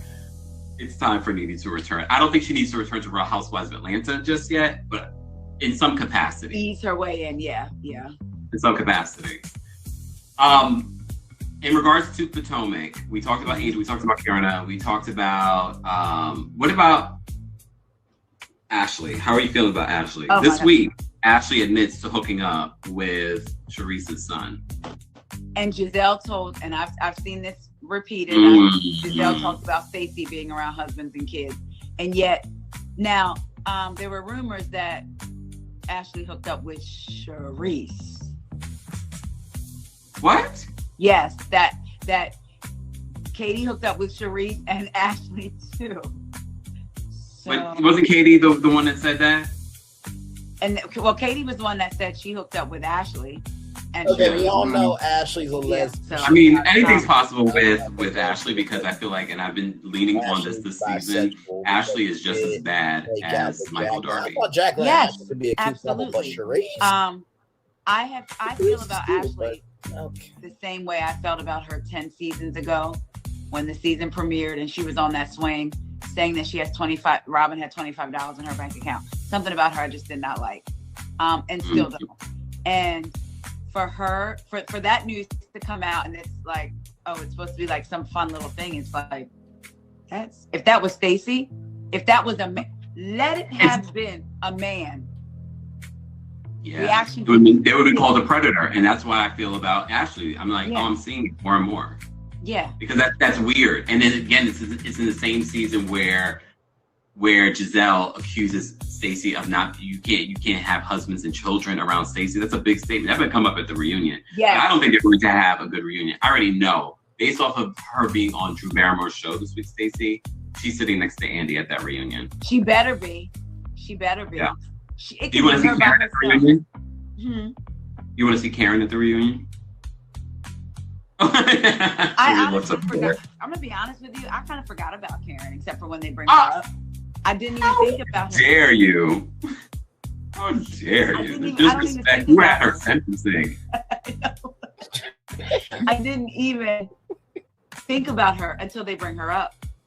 I still think they should. So you don't miss her? I feel like a lot of people say that they miss Karen. 7 Central, the episode 9 8 Central. Karen's watching it, giving commentary, and then watch what happens. at the That's forefront. what I think Are you enjoying the season? I'm just saying. Cotton Candy. That should have happened. Oh yes. Cotton Candy. Cotton Candy. You enjoy. You don't have too much of it though, because it could be sensitive on the molars. But you enjoy. Well, there's that too. So, I'm choosing to enjoy the moments that I can, call out the moments that I don't, and just move on, because I don't know if it will ever return to its former glory. So I'm just gonna leave it where it's at, even though a lot of the former glory involved castmates that I didn't really care for. What I'm over is the forcing of a beef. This beef with Stacey is forced. It's not real. Even if it was something that happened offline, I would rather hear if Jazzy found out Stacey actually said that, because I don't believe Stacey told Ashley and Giselle. But Jazzy and Stacey have a falling out. You were at my show in DC when she told us on stage that her and Jazzy were like tight, thick as thieves. And she was they have some sort of falling out, and I wonder if it's because they kept on putting in Jazzy's head that she only came to your wedding because Wendy and Ashley came. So I'm wondering if that's the root of the beef, because if you watch the after show, Jazzy's not filming with Wendy and Stacey, and I think if they were good, she would have been right. And see that. Man, I hope that she didn't like it, because I appreciated Jazzy saying, I'm going to need more proof that my girl. But you saw she went back to ask Ashley about it. And I'm just like, oh, Lord, here it goes. She's falling for it. And then Ashley. Unless Stacey went to them and said, if you guys aren't going, I'm not going. Unless you have proof about that. That's what I said. It's just hearsay. It's all hearsay. The same about the Chris of it all. The same about the bad breath of it all, even though. We didn't experience that, but it was just interesting that we had someone report back to us that night that. Do you think that we subconsciously held our breath? Shut up, no. No. Oh, God. No. But I was next to her and she kept on trying to touch me, and I was like, yes, don't she touch was. me. Yes, she was. Yes, she was. And I didn't have that experience with her. I didn't have it either. I did not have it either.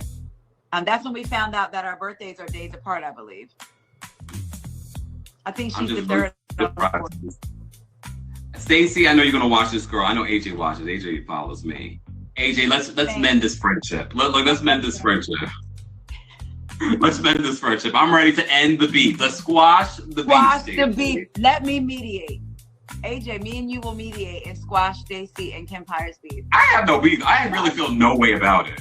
Even if we don't squash the beef, I feel no way about it because I still enjoy her on the show. Yeah. I said, Melissa says that y'all held your breath. I did not. I was asking because we didn't smell it. So maybe that, That was not my experience. That was someone else's experience. That was not mine either. People said that they believe that they ran with this narrative because the cast watches us. Someone got a live stream ticket to my New York City show where I talked about it. So it's my fault. Because I just can't see, why did the breath thing all of a sudden stop? Because it wasn't landing for them. They kept on coming for something with her and it wasn't landing. And that, again, come with something real. This thing, even though I didn't care for her, did not care for her, she irked my nerves. But it would have been interesting to see Mia interact with Stacey this season, like what side she would have been. Because you never know with Mia. So would she would have went with Giselle and all of them, or would she have been on Stacey's side? I'm curious. I don't know. I mean, it feels like everyone's always trying to be on Giselle's side, and I don't know why, because Giselle, I used to enjoy Giselle, but when you look at Giselle, like, she, again, season 5, melted in front of us, and Stacey's getting much more than Giselle's got, and she is just taking it on the chin. I mean, she was made for this. Giselle could dish it out, and when Wendy had enough and gave it back to her, she didn't talk to her for 2 seasons. And Candace talked about her neck. All her interviews were like this, and the turtleneck, actually, until she got it worked out. So did she get it worked out? Did she do something? I feel like she did. What do you do to get your neck pulled? Stop it, sir. I just put retinol. I put the butter retinol, guys. Go to butterskin.com. Use my discount code Kempire10. I use the retinol. I use retinol on my hands. I just got my nails did. Come on, nails. Okay, come on, nails. Nice. I mean, I couldn't see a damn thing because I went to the eye doctor today. And I hurried my way over to the nail salon, and I was like, "Looks good to me." They look good. They look good. Your hands. Thank you. So soft, like a buttermilk biscuit. Maria, we pinned your cash app so people can support you. You're going to be covering this case. For those that watch the replay of this, don't forget to like the video. I will try my best and upload this to my YouTube channel and the podcast. So I've already done this before with Taria. Be sure to follow her on her podcast, What Else Is Going On, with Taria Faison, and her YouTube channel. I'll be posting all the links to that. Taria, what else is coming up for you that people should look out for? And they should go watch your Outside the Courtroom live reaction that you posted on your YouTube earlier. Just more YouTube videos I will be doing. I'm a little behind, but I will be releasing my Salt Lake City recap tomorrow, as well as my Beverly Hills recap tomorrow. But then I'll be all caught up, so I'm chugging along. Just more content coming out. I got caught up in working. I'm shifting some things around to make sure that I put in the time to cultivate this and the community that I'm building. I'm thankful to you for helping me along on that journey. You've been very instrumental. I don't take that for granted. You know that. And yeah, that's it. Y'all just come to. Why were people calling me out in your comments under that video? Wait. They were calling my name, and I randomly went to see because I was watching your video, and I was like, "Why did you mention me in the comments?" Wasn't that funny? I was like twice today. Yes. But they had no idea when they said, "Where is Kempire? You need a handler." That was funny. Nice. Yo, I'm an Aries. As people try to catch us, and we just can't be caught. We can't be reined in. Stacy. Me and but it was exhilarating getting called out today after I got over the embarrassment of it all. Anyway, being called out in court, kind of, sort of, but not quite. Have you been, one last thing, have you been watching Beverly Hills? Are you even recapping Beverly Hills? Yes, so I missed episodes. I hate that they're adding Watch What Happens Live again. Did they not learn their lesson before? But I recapped 1 and 3, and I'm going to be recapping last night's tomorrow. I will say this. Bose. Kyle's not my favorite for sure. But this push with her, none of it seems, it doesn't seem like it's coming from a genuine place. Stick with you and Dorit's relationship, which is interesting that she's now saying the same thing Garcelle has said about Dorit, that they've all said about Dorit, that she talks too much. I was like, but I believe Dorit really does like her. I'm going to say this. I don't know if we're getting our first season Dorit back, who just said whatever she thought. I prefer this version of Dorit, whether it's fake or not, compared to seasons past. I prefer this version of Dorit.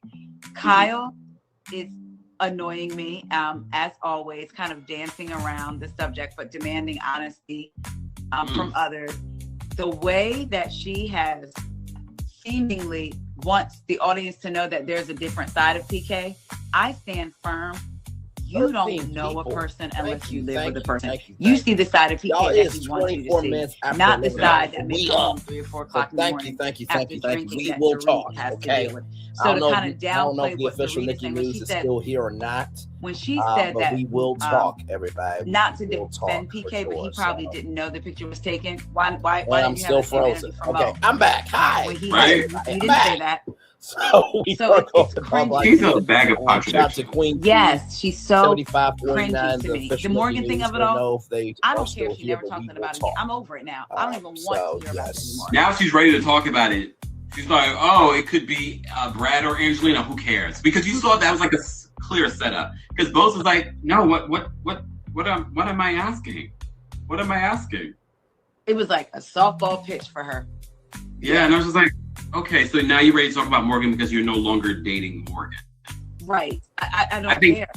And even Erica said on Watch What Happens Live, she feels like Kyle's going to end up getting married to a man. She doesn't believe that Kyle is like a full-on lesbian. I think she had met someone that she connected with, and it was that. I don't think she's a full-on lesbian. She's not a part of the community. I feel the same thing too, that she's going to end up marrying a man. I thought the same thing. I also she first got to get a divorce. Yes, because like what I felt for her, because before she even commented back to him, when they talked about Mauricio's picture being leaked, and he said, you know, sometimes passion just overtakes you. And she said, can you shut up because you're referencing yourself? I felt for her in that moment, because I was like, how long has it, that's kind of like telling her, how long has it not been since he's not had that passion with you? Like, he's so overcome with passion. What about that passion in that music video that she did with her lesbian now lover? that is true. And that's another thing. You can't cry privacy when you were baiting people. Baiting, literally.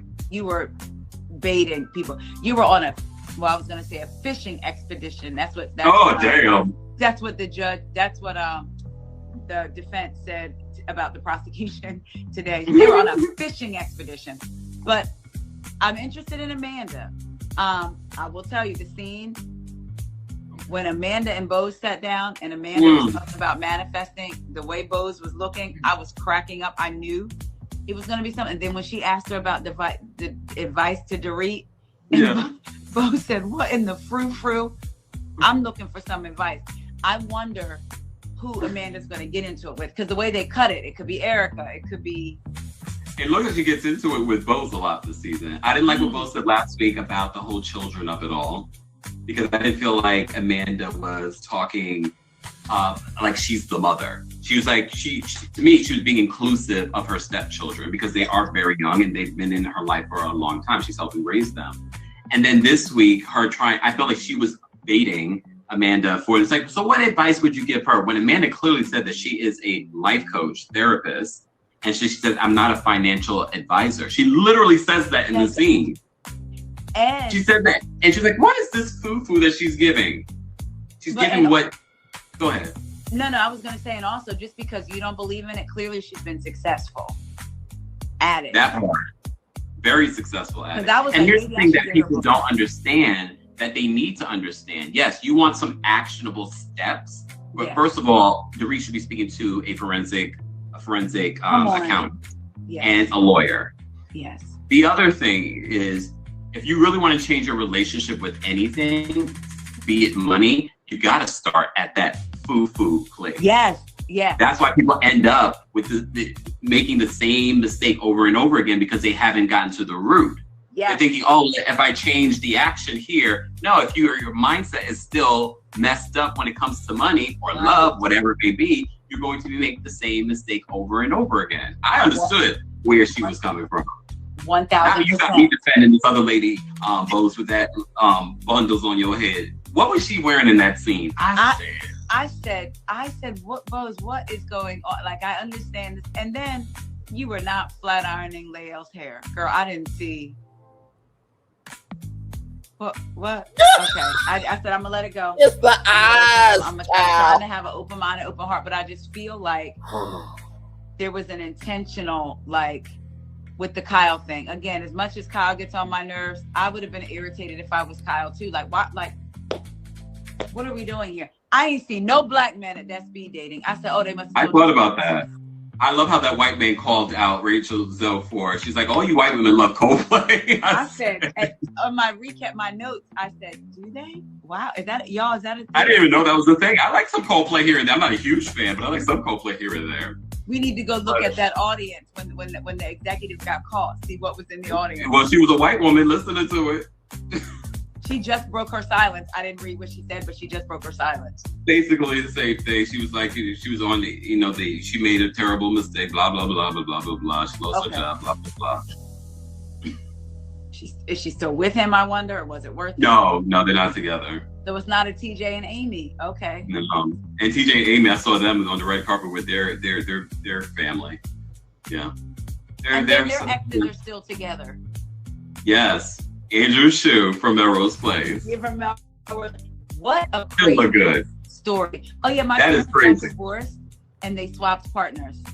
That's crazy. But I'm not even mad at Andrew Shue and TJ's ex-wife. I'm not mad at them. I hope they live. They were ever forced into this situation. Yeah, I hope they live happily. And if you had a chance to date Andrew Shue, wouldn't you take it? I'm not asking you. I might wish TJ's ex before Andrew. Like, no, I'm just kidding. She is beautiful though. I'm not. Yeah, she is. No, TJ's ex is very beautiful. She is. Wait, all right. I've kept you long enough. What happened? I was seeing somebody said bring Jassy in full time only if she's friends with Stacey. I think Jazzy. I do like Jazzy this season. I think she would do better than. I mean, she's also actually married. However, I do believe Bobby's numbers. I looked it up. He's made nearly 40 million. He's not broke, which goes back to makes me wonder. It's like, okay, the Airbnb may have folded for you guys, but you guys have the coins. Just get another Airbnb. That's what I was wondering, because I didn't get the sense that they were broke either. So why wouldn't you? But I think they had to scramble because I have to give it to Giselle on this one. I think she thought we are. You don't want to get locked in to another contract. We're done filming, and I promised Bobby only 3 months. It's been 3.5. When she said you were mad, I know I was mad. I said Bobby was probably cussing her out in his head, like you were supposed to handle all this, and you got to. The energy when he was in the kitchen. Yes. I said, oh, Bobby was mad. He told us one particular thing. He dropped the ball, but he stands by his wife. He doesn't throw his wife under the bus. And that's more than some of them. Yep, that's true. Yeah. Okay, we kept you long enough. You had a very busy day. Again, and guys, make sure you're following. You ain't part. You go right to the bed. We're sorry for keeping you up this long. Guys, be sure to, if you're watching the replay of this, be sure to share your thoughts and opinions in the comment section. Don't forget to like the video because that's important. But also, I will be uploading this on other platforms. So make sure you're following both of us. Campfire on YouTube, We Go Podcast on YouTube and on the podcast platforms. We'll post the links to all of that as well. You can see here in the chat, Taria S. Faison is her Cash App. Support her because she will be covering the Wendy Osefo case. For those that are watching the replay of this, share your thoughts. We have that full update. Thank you so much for being here. Have a fantastic weekend. Happy holidays to you and yours. Happy holidays to you and yours. Don't act like we won't be talking before then, but I'll take it. I know. I was gonna say, that's in a week. We ain't gonna talk. Okay. Less than a week now. It's 6 days. Yeah, that's true. Can you? And then in 2 weeks we'll be saying Happy New Year. That's insane. Lord. I'm not discounting. I'm not jumping right into 26. I was gonna say I'm ready for what 2026 will bring, but I'm gonna appreciate being the rest of 2025 as well because things can change in a moment. So I'm looking forward to what the rest of 2025 will bring as well. Amen. Yeah, I think 2026 is gonna be my best year yet. Same. I'm manifesting that for you and me the same, and it's gonna keep getting better. Yeah, this Wendy case is gonna put you on the map. Listen, I'm gonna be out there like next time y'all see me, be like, then next time you know. Wait, before we go, why did you go up to them and ask a question? I thought you was gonna forget to. The press was right there. Like I would have stood there and waited for him. Like, okay, one more question. I should have, and I. But you had the trial. This is all. Because ABC News was there. Again, I fell back into that. I'm not really this. I'm not really that. She's got the jacket on. ABC News, but I wanted to ask Wendy, how do you feel support from your fans? Like since they were talking about the legal, I wanted to try to get her. I should have, and I will next time. And get your pictures too. Get all of your pictures. I mean, your pictures are probably the one that was floating around first on social media in regards to this. So I would have stepped forward and asked your question. Yeah. And I'm gonna start watermarking. People love to. Let me not even. But anyway, yeah, I'm gonna start watermarking stuff as well. People love to. They don't cite their sources like we do. And then you got people in their comments saying, "Oh, look at you, boots on the ground." There was no boots on no ground, and my boots were on the ground. My sneakers were on the ground. Hey, we cite our sources over here. Okay. Or you have the people that wait till it comes from another source, so they probably don't have to cite you. Repost that source. Yeah. Lord. But I said, even though I feel like I definitely when I do the work with my credit, I know why I'm doing this, and it'll all come eventually. Yeah, it has nothing to do with the outside noise or anything like that. It's so that you can do your thing and build your own platform. Amen. And to me, it's crazy that I'm doing this when I literally, that was my major at first in college. And then I literally wanted to be an internship at it was either ABC or NBC News. I sent away for the intern packet when I was in college because that's what I wanted to do. And now it's like full circle. Yeah. Yep. So without that, Dreaming of Bloom says your kitten heels. Don't forget your kitten heels. We need to raise money for our kitten heels. She has to go buy them. Taria Espazon, go donate to the Cash App, and that's the same as her Venmo. High heels, well, kitty heels on my tippy. Well, they ain't gonna have me on my tippy, not no kittens, but I will wear them. Y'all raise. Because you know, Wendy's gonna be looking at you, judging your fashion. Right. That's another thing. I said she flies. And then you're gonna be looking at her. Don't be looking at my fashion. This is what got you in your problem in the first place. Look, me and my fashion is going. I'm assuredly will be back home this time next year. We can't say the same. Okay, you need to get on off that note. We're going to say good night. Taria Faison from the What Else Is Going On podcast. Thank you so much for doing this. We appreciate you. Have a fantastic evening. Go to sleep. I love y'all. Bye, y'all. Thank you all for being here. Talk to you guys later. Make sure you're following us. Yeah, you're following us. Follow them both. Kim Pyre. Don't wear your wait. Don't wear no. Wait. Don't you wear no kitten? We're not gonna see them. It's for her comfort. Okay. Good night, everyone. Give me some Timberland. I'm gonna save some money for some. I love butter Tims. I ain't had them in a while. I'll go in there with my butter Tims on. I'll do that. That'll get me moving fast. There might be, that's something else you need to look into. There might be a protocol for what to wear at certain courthouses. So, like in the South, you have to like women can't wear pants. They have to wear a dress. I don't know if it's still the same, but I remember when Oprah was on trial in Texas. What for that beef trial? Wow. Yep. So kitten heels might be mandatory at this courthouse. Can you imagine? They're like, ma'am, no kitten. You must wear kitten heels. No lipstick. None of that. You can't be all cute in here. Thank y'all. They might say like no hats. They might not say like no sweatshirts. There might be a protocol. You might want to look that up. Yeah, you know what? That's a good idea because I don't want to get there and be turned away after driving an hour. I might be on trial next to Wendy. She needs gas money, guys. She needs gas money. Look, I said I might be on trial next to Wendy, but I will get bond. I will get bond and be home. No, I'm just kidding. God forbid. God forbid. All right, y'all. Everyone have a good night. I'll talk to you guys soon. Don't forget, Campfire After Dark live show is coming to New York City March 13th. 3 room 42. One night only. Get your tickets. Live stream tickets are available. Check out my bio. Bye, y'all. All right, y'all. That is the end of the podcast. Okay.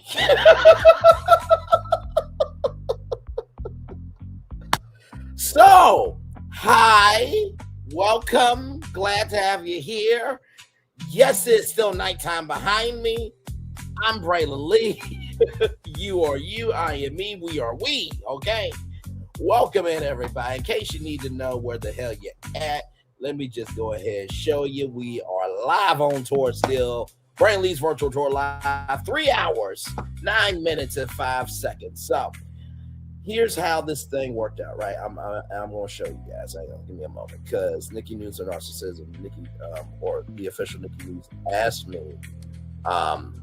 you know, are you going to do stuff like this? And I'm trying to find it. Okay, here it is here, right?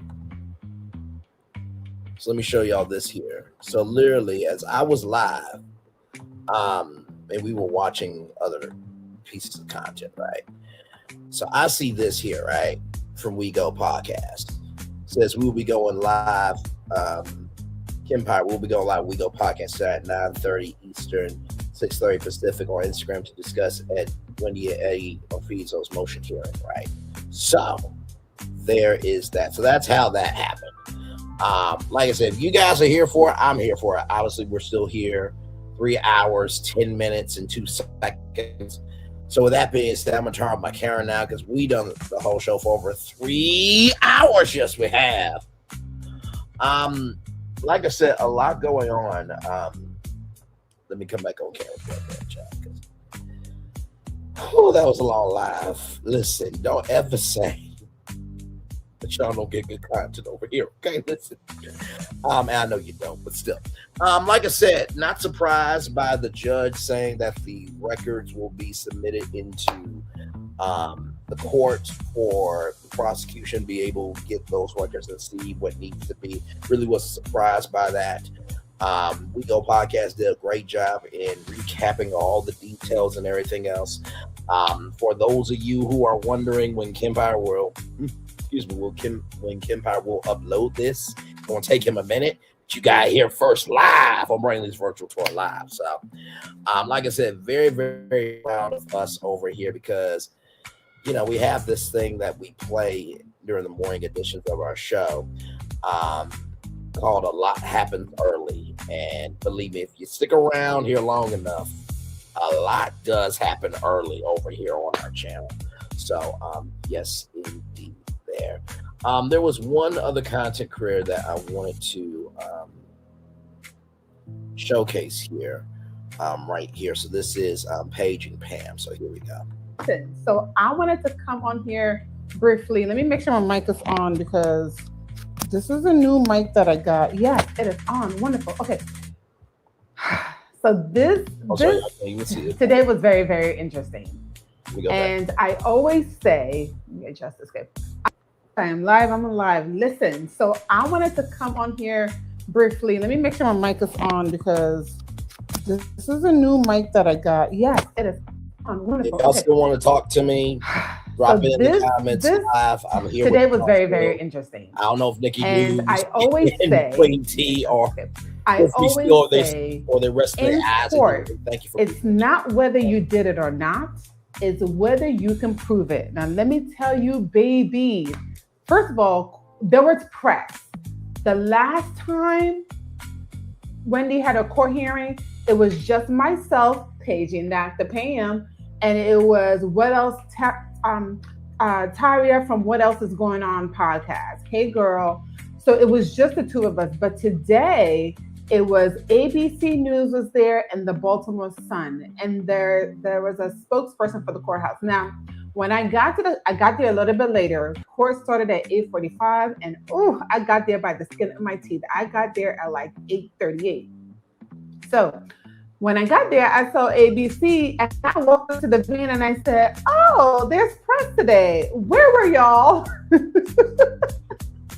He was like, "Oh, well," he was very nice. He was like, "Oh, well, I don't know. My boss told us to come, so we're here." I'm like, okay. So we go into the courtroom. Again, the courtroom is not packed. Remember, it is a public courtroom.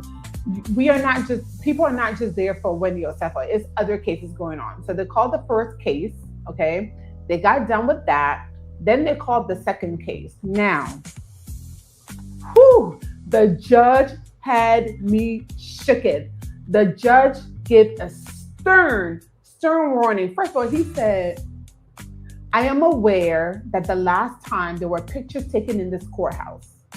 He said, "We can look on the cameras and take a screenshot, a timestamp of when it happened, but I'm not going to do that." He said, "I understand there's media interest, there's public interest, but there will be no recording in the courthouse." I mean, he spends about I took some notes, y'all. He spent about a good 5 minutes giving a stern warning. And they had bailiffs right behind Wendy and Eddie. And they look good. I'll talk about what they're wearing. And basically by media. Like they were staring us down. Like, I dare you to take something out. I was shook. I don't want no problems. Okay? I want no problems. But that judge gave a very stern warning. Don't you even dare pull out your phone in this courtroom. He said, "You know what? I could point out who did it, but I'm not." He's like, "I'm looking around the courtroom, but I'm not even going to do it." That judge is not playing around with nobody. So that was the first time.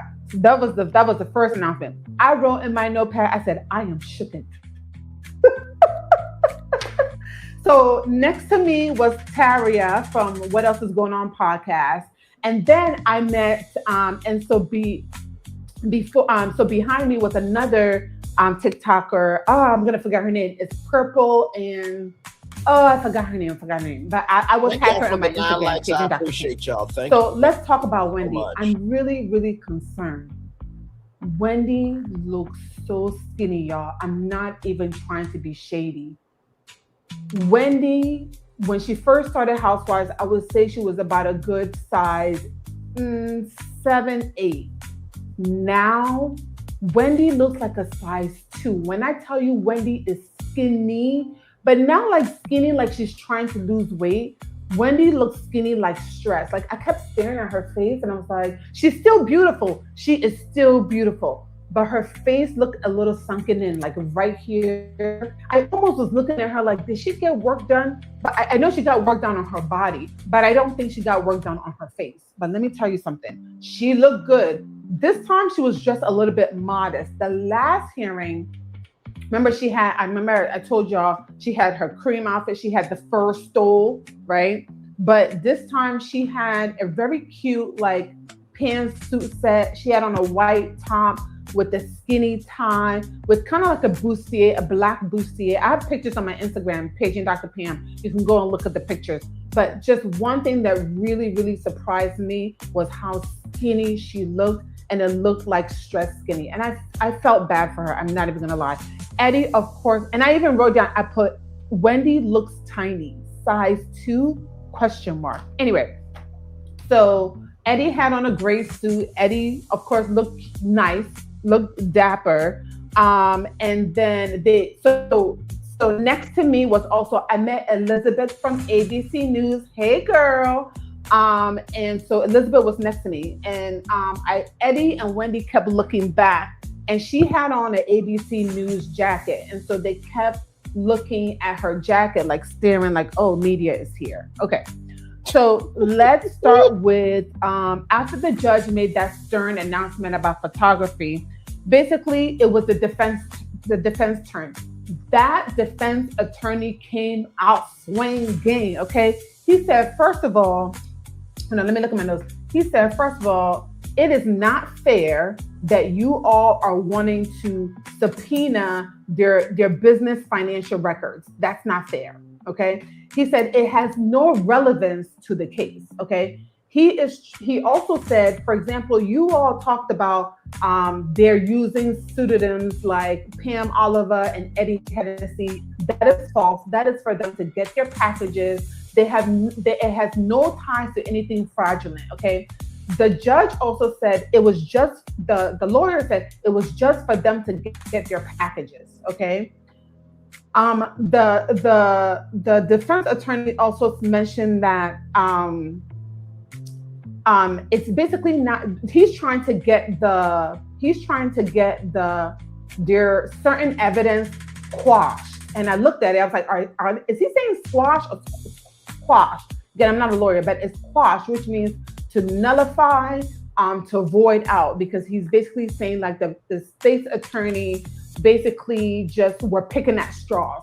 It's kind of like they charged them and then subpoenaed them and then was like, oh, well, let's see what sticks, right? So today's motion was the defense basically wanting the judge not to allow just the business financial subpoenas, okay? Now, so it was a status hearing. Now, the judge also mentioned like, hey, I just got this case, so I need to be able to read some of the case laws that you guys have presented, and I will be back to you, right? Now, he did say, I'm liable, I'm inclined to side with the state, but let me go back and read and then I'll come back, okay? Now, let's go with the state's attorney. The state's attorney said, listen, just because we charged them doesn't mean that the case is complete. When we charge you with something, we have to still continue to investigate, okay? And so the state's attorney office said basically one bank account led to another bank account, led to another bank account, to another bank account. So we have to subpoena everything. Now I'm gonna pause it here for a minute. By the way, shout out to the 11 people here, 12 people here now. Y'all literally, I went to YouTube. Look at this right here. For 1 minute. Okay, this on the home page. Okay, on the home page. Let me zoom. Let me zoom in. Let me zoom in. Hang on, real quick. Right there. Hang on. Right there. On the home page. Okay, on the home page. So, one love, much love, all love to all of y'all. Now let's go back. As y'all can see right there. See, I'm seeing myself within myself on YouTube. Okay, I'm gonna take a screenshot of that just for a minute. Oh, come on, really? Is that what we're? Okay, well, I got the screenshot. Anyway, back to Paige and Dr. Pam for a minute. When that happened, right? Of course, the bank records, right, are going to be subpoenaed. No surprise by that. But in order to see if the pattern is consistent, they do have to subpoena everything. So the biggest thing that the prosecution is going to have to do, because they're the ones that's going to have to prove it, is can you follow the bouncing ball, right, without getting ahead of yourself? Can you handle the dodgeballs and still be in the game? Can you not miss a round of jump rope and trip on the rope? Okay, let's keep. The state's attorney also said, for example, we saw multiple transactions between personal and business. So they're all relevant. We can't just subpoena a business and leave out personal. It's all together. She basically was like, all the bank accounts are tied to each other. Now, here is where the state messed up. The state said, you know what? We did look up Pam Oliver and we did look up Eddie Hennessy, and we did not find any ties to anything fraudulent. So the state did admit that, hey, Pam Oliver and Eddie Hennessy, even though they are real people, we have not seen Wendy Osefo and Eddie Osefo. We have not seen them use those names to apply for anything, to get any credit cards. So we'll just give you that, okay? We'll just give you that. And so when they said that, the defense attorney was like, he was looking like, see, I told you. So the state kind of messed up there, you know? And let me tell you something, when I was in court, when the defense was talking, I kind of was like, oh, I see what they're saying. I see what they're saying. But then the state gets up and I'm like, oh, I see what she's saying. I see what she's saying. Now, there was some shadiness going on in court, okay? Because she said, listen, the state's attorney is a woman. She said, listen, my purses are about $350, but we're talking about some $8,000, $9,000 purses here. We're talking about some Chanel bags here, right? And so we have to make sure that we are doing our due diligence to investigate, because this is the public has an interest in this and justice needs to be served. Now, the defense attorney got up and said, not in those terms, but the defense attorney basically was like, don't be mad because they live a different lifestyle than you do. I wrote down shady much. Now listen, y'all, this is going to be a long process, right? They're just getting started. The next court date is January 21st at 1:00. This might go to trial in April. Okay, April. Okay, so let me look at my notes, y'all, because I wrote a lot. Oh, so they charged them, then they subpoenaed them, and when they subpoenaed them, now it was a lot of objections. Now, when they subpoenaed them, right? Here with me. The state attorney said that they found 4 luxury credit cards, right? And let me see what he said. Yeah, I'm surprised. It was 4 luxury credit cards, and I'm sorry, 4 luxury wallets. 4 luxury wallets. One, I said, she described it to a T. She said one was a Chanel lambskin black wallet. They found 10 credit cards in that one. The second credit card was Eddie's wallet. They found like 15 credit cards. A lot of them were store credit cards, like Nordstrom's, Lowe's, those sort of things, right? So, and then the other one was a red credit card with like another 15. So in total, with 4 wallets, they found over 67 credit cards. Who's walking around with over 67 credit cards? over 60 credit. Wow. Over 67 credit cards.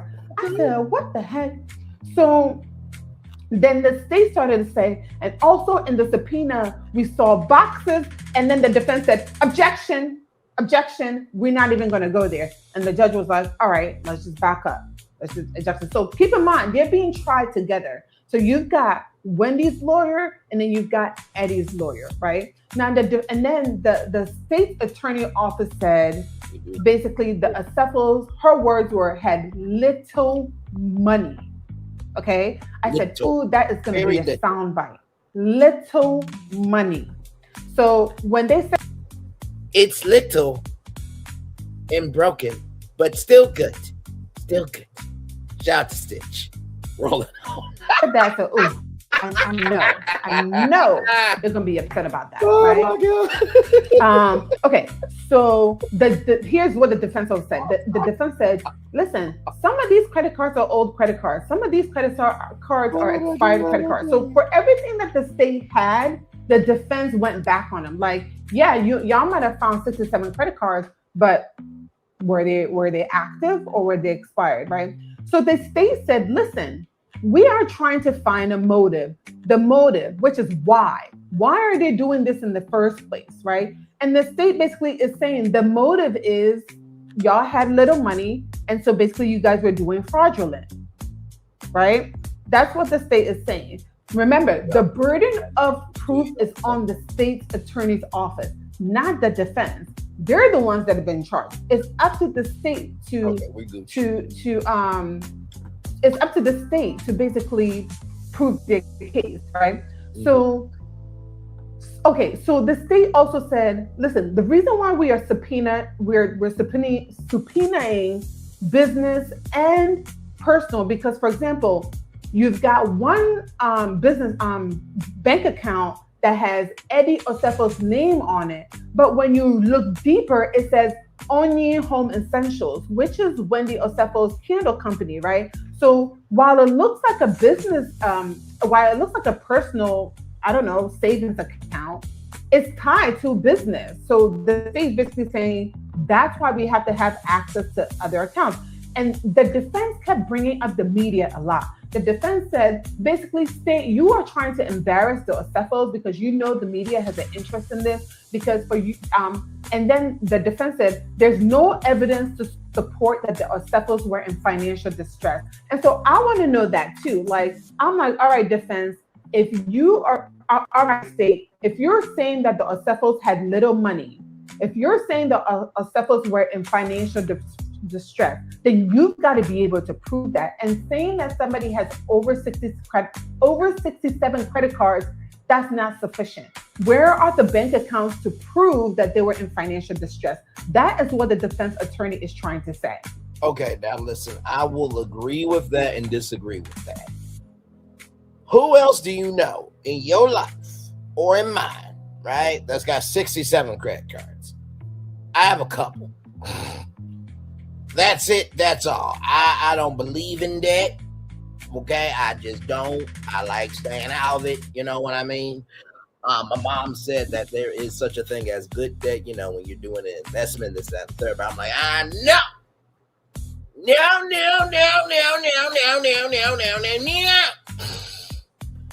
67 cards is a lot. So I do think that is sufficient evidence, but it's not the smoking pal, though.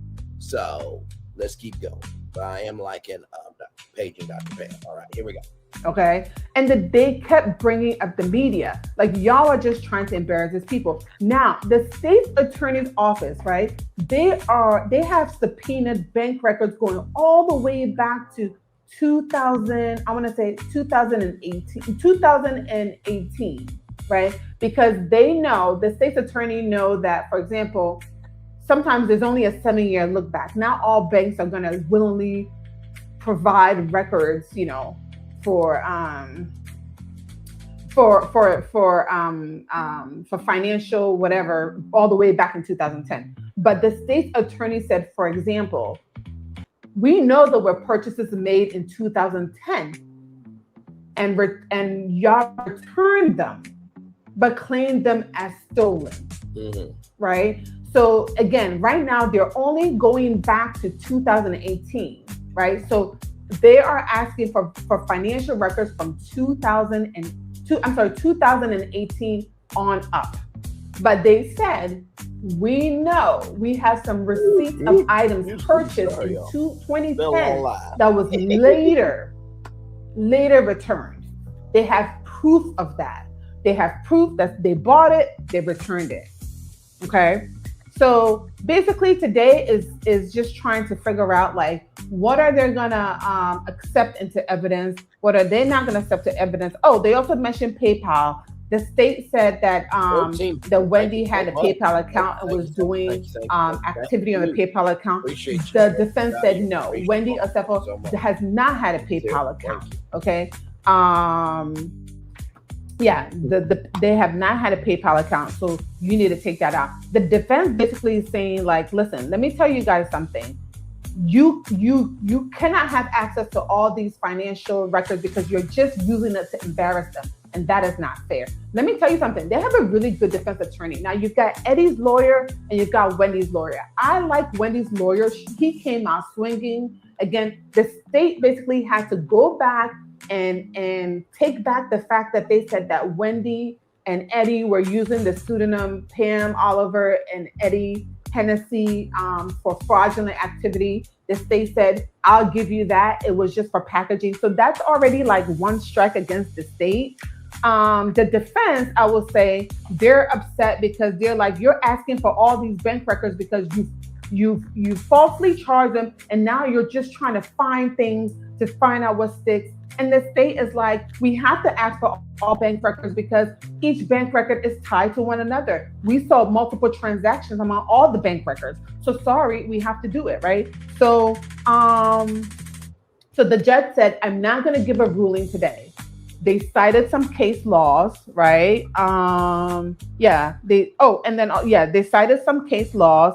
And the judge said, all right, what I'm going to do is I'm going to read these case laws and I'm going to come back and I'm going to render a decision. However, January 21st at 1:00 is going to be the next court date. Y'all do not expect this to be a short process. This is going to be a long process.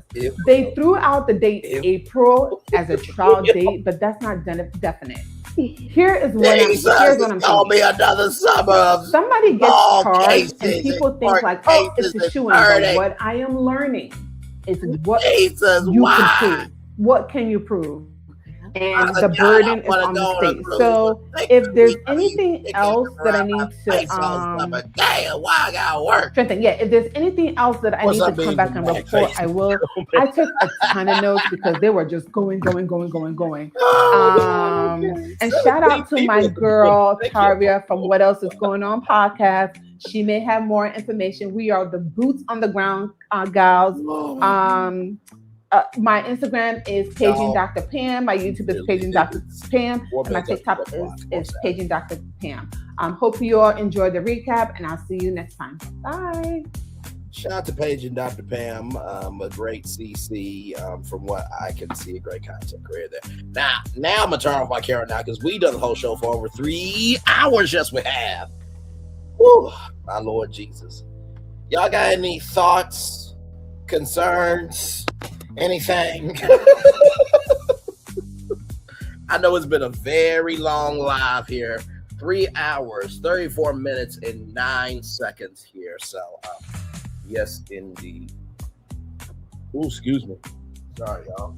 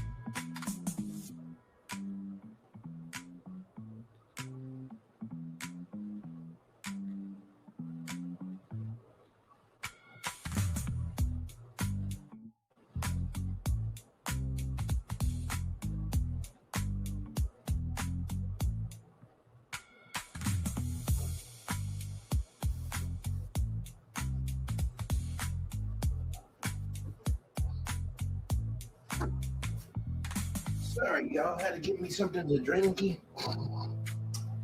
Had to give me something to drinky.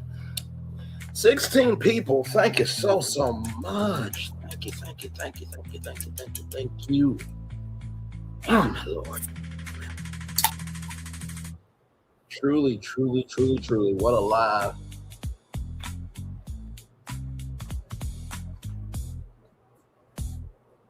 Now that hit the spot. And also, what an epic week this was. So, if y'all wonder what I'm going to be up to, I'm going to give y'all the very simple, simple, dimple. Because this was a bonus story, right? This was not planned at all. Literally, I saw everybody was talking about Wendy and Eddie. I'm like, okay. I did the morning show this morning at 11 a.m. Did my 6 p.m. show. I'm like, should I do it? Should I do one more show? And I'm like, okay, let's go ahead and go for 8:30. Now, I did not know that was going to happen with We Go Podcast until I saw that. And I was able to bring that to y'all live on Instagram. So you're welcome. I will definitely do more of these. It just depends on timing and if I have the availability to do it. You know what I mean? But as long as y'all are here for it, I'm here for it. So with that being said, to Lati Dati and everybody, in the words of T Thought with your girl. And by the way, light, love, and prayers to everybody at Winter Wonderland. I hope you guys made it there safe, sound, and whole. Hope y'all have a wonderful time. Not too much of a good time, okay? But you gotta get back home safe. But much love, prayers to everybody this holiday season. I do mean everybody, because Lord Jesus, you know, the holidays, you can get depressed, you can get in your mind and everything in between, and just yeah. So let's just give love, grace, and space to each other in this holiday season. Okay, that's Christmas, Kwanzaa, Hanukkah, Festivus, and everything in between. And then it'll be a brand new year. All right. So with that being said, everybody, to the 12 people that are here, because I think everybody is all good in the neighborhood. Shout out to Nikki News shout out to the official Nikki News, and also shout out to Queen T 75489 as well. Thank you all for being here, even the people in the bushes right now. Thank you so much. With that being said, it's time for the best outro on YouTube. Know what you do and do what you know. Never say you weren't born special, because you are always born a blessing and trust. You may not be where you want to be, but by the end of it, you'll be where you need to be. Do what you've been chosen to do. Why? It's one thing to call yourself, it's another thing to be chosen. One love, much love, all love. I have spent time with you. You have spent time with me. Hopefully, by spending time together, rise up to be great. We'll rise up to be great together. Always remember, we're doing radio, television, YouTube, living your best life, or listen, you are just broadcasting some tea for the people, because you are about serving the people. Make sure the replay is not just right for you to watch it, not just right for you to listen to it, but for you want to experience it again. I love you. I value. I embrace you all. Always remember, or see love, you gotta give it, or see love, you gotta give it, or see love, you gotta give it. Wherever obstacles you've overcome, wherever successes you have achieved upon this particular day, I'm extremely proud of you, but no one else is proud of you. Proud of your damn self. And finally, y'all, listen. Everything that we have done this year together, in the years that have passed, has been because of hard work and discipline. Okay, just know that hard work and discipline. So yeah, one love, much love, all love. I feel the love and send it right back to you. Commercial break and fireworks coming your way for the day that was, for the day that's come, and for the blessings on the way for you, me, all of us, as a society, as people, as a culture. I feel the love, and I send it right back to you. Have a wonderful, wonderful weekend. Love you all. Bye-bye.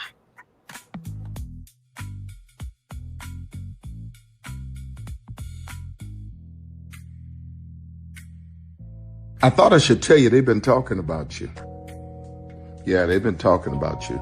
They've been talking about the fact that they've done everything they could to stop you, and everything they could to block you, but you still win.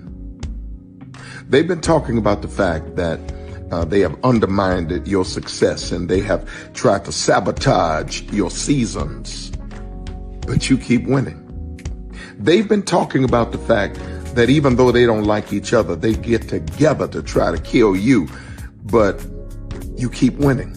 They've been talking about the fact that you were voted least likely to succeed, but like cream, you keep rising to the top.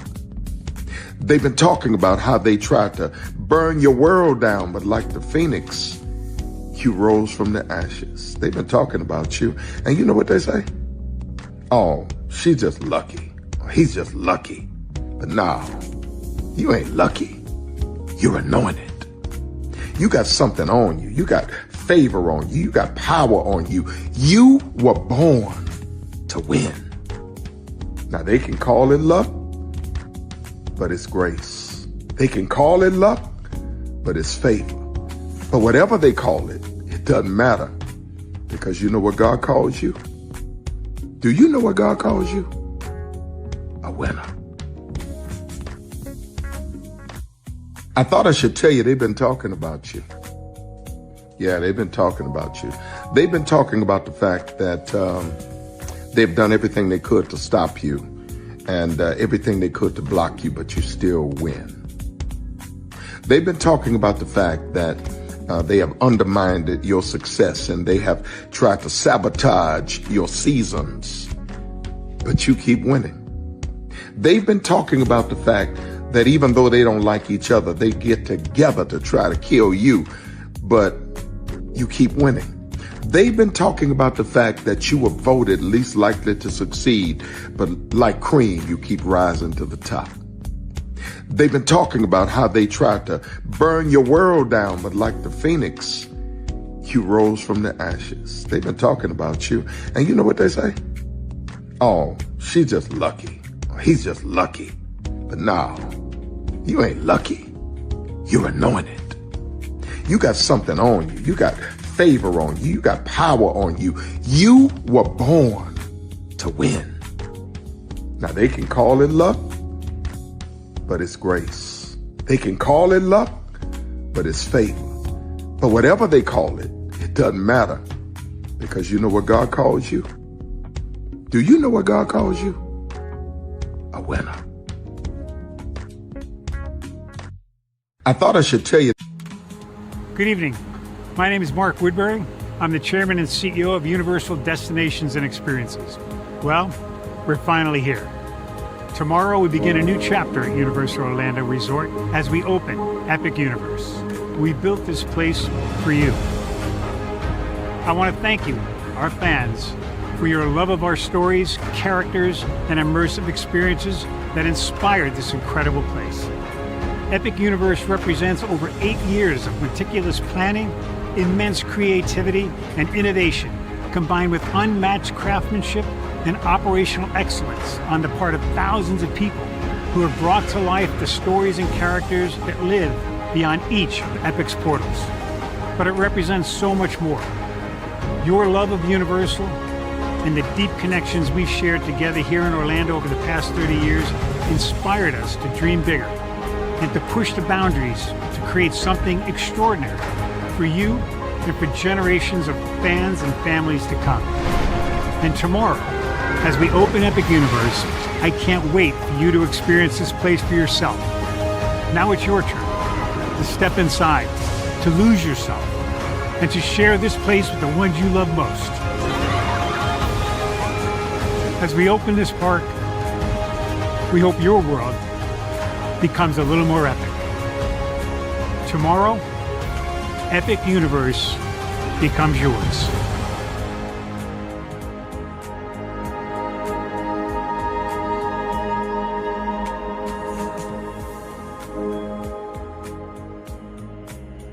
Are video games getting too expensive? This episode, we want to find some common ground because the CEOs want to raise the price even more. Not with these broken ass games. $5 million.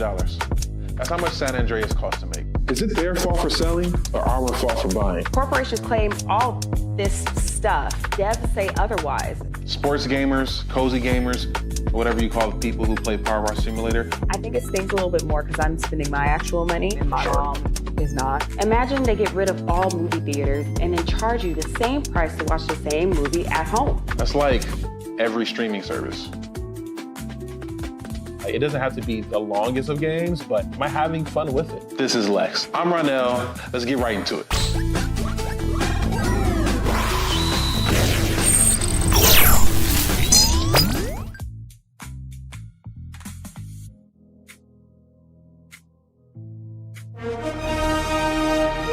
Prepare for a journey beyond imagination, beyond belief, beyond anything you've experienced before. Universal Epic Universe, a new theme park where you'll step through extraordinary portals to 5 immersive worlds. Prepare for a cosmic voyage of discovery, an isle of fire-breathing excitement, a shadowy world of monsters and mystery, new wonders in the wizarding world, and a new way to play. Plus the splendor of a magnificent resort hotel overlooking the park. It's all new excitement at Universal Orlando Resort. A week's worth of vacation thrills with 4 amazing theme parks, a variety of spectacular themed hotels, and incredible dining and entertainment. It's all at Universal Orlando Resort, where you'll find new adventures every day. Explore the astonishing worlds of Universal Epic Universe at Universal Orlando Resort. Because here's the thing, a good streamer can find other content. Because here's the thing, a good streamer can find other content. Because here's the thing, a good streamer can find other content. Because here's the thing, a good streamer can find other content. Because here's the Child, Braylon been over there doing his thing, minding his GD business, staying out of trouble, trying to get the folks some positive stuff to talk about. Besides lying all the damn time. Child, Braylon been over there doing his thing, minding his GD business, staying out of trouble, trying to get the folks some positive stuff to talk about. Besides lying all the damn time. Child, Braylon been over there doing his thing, minding his GD business, staying out of trouble, trying to get the folks some positive stuff to talk about. Besides lying all the damn time. Child, Braylon been over there doing his thing, minding his GD business, staying out of trouble, trying to get the folks some positive stuff to talk about. Besides lying all the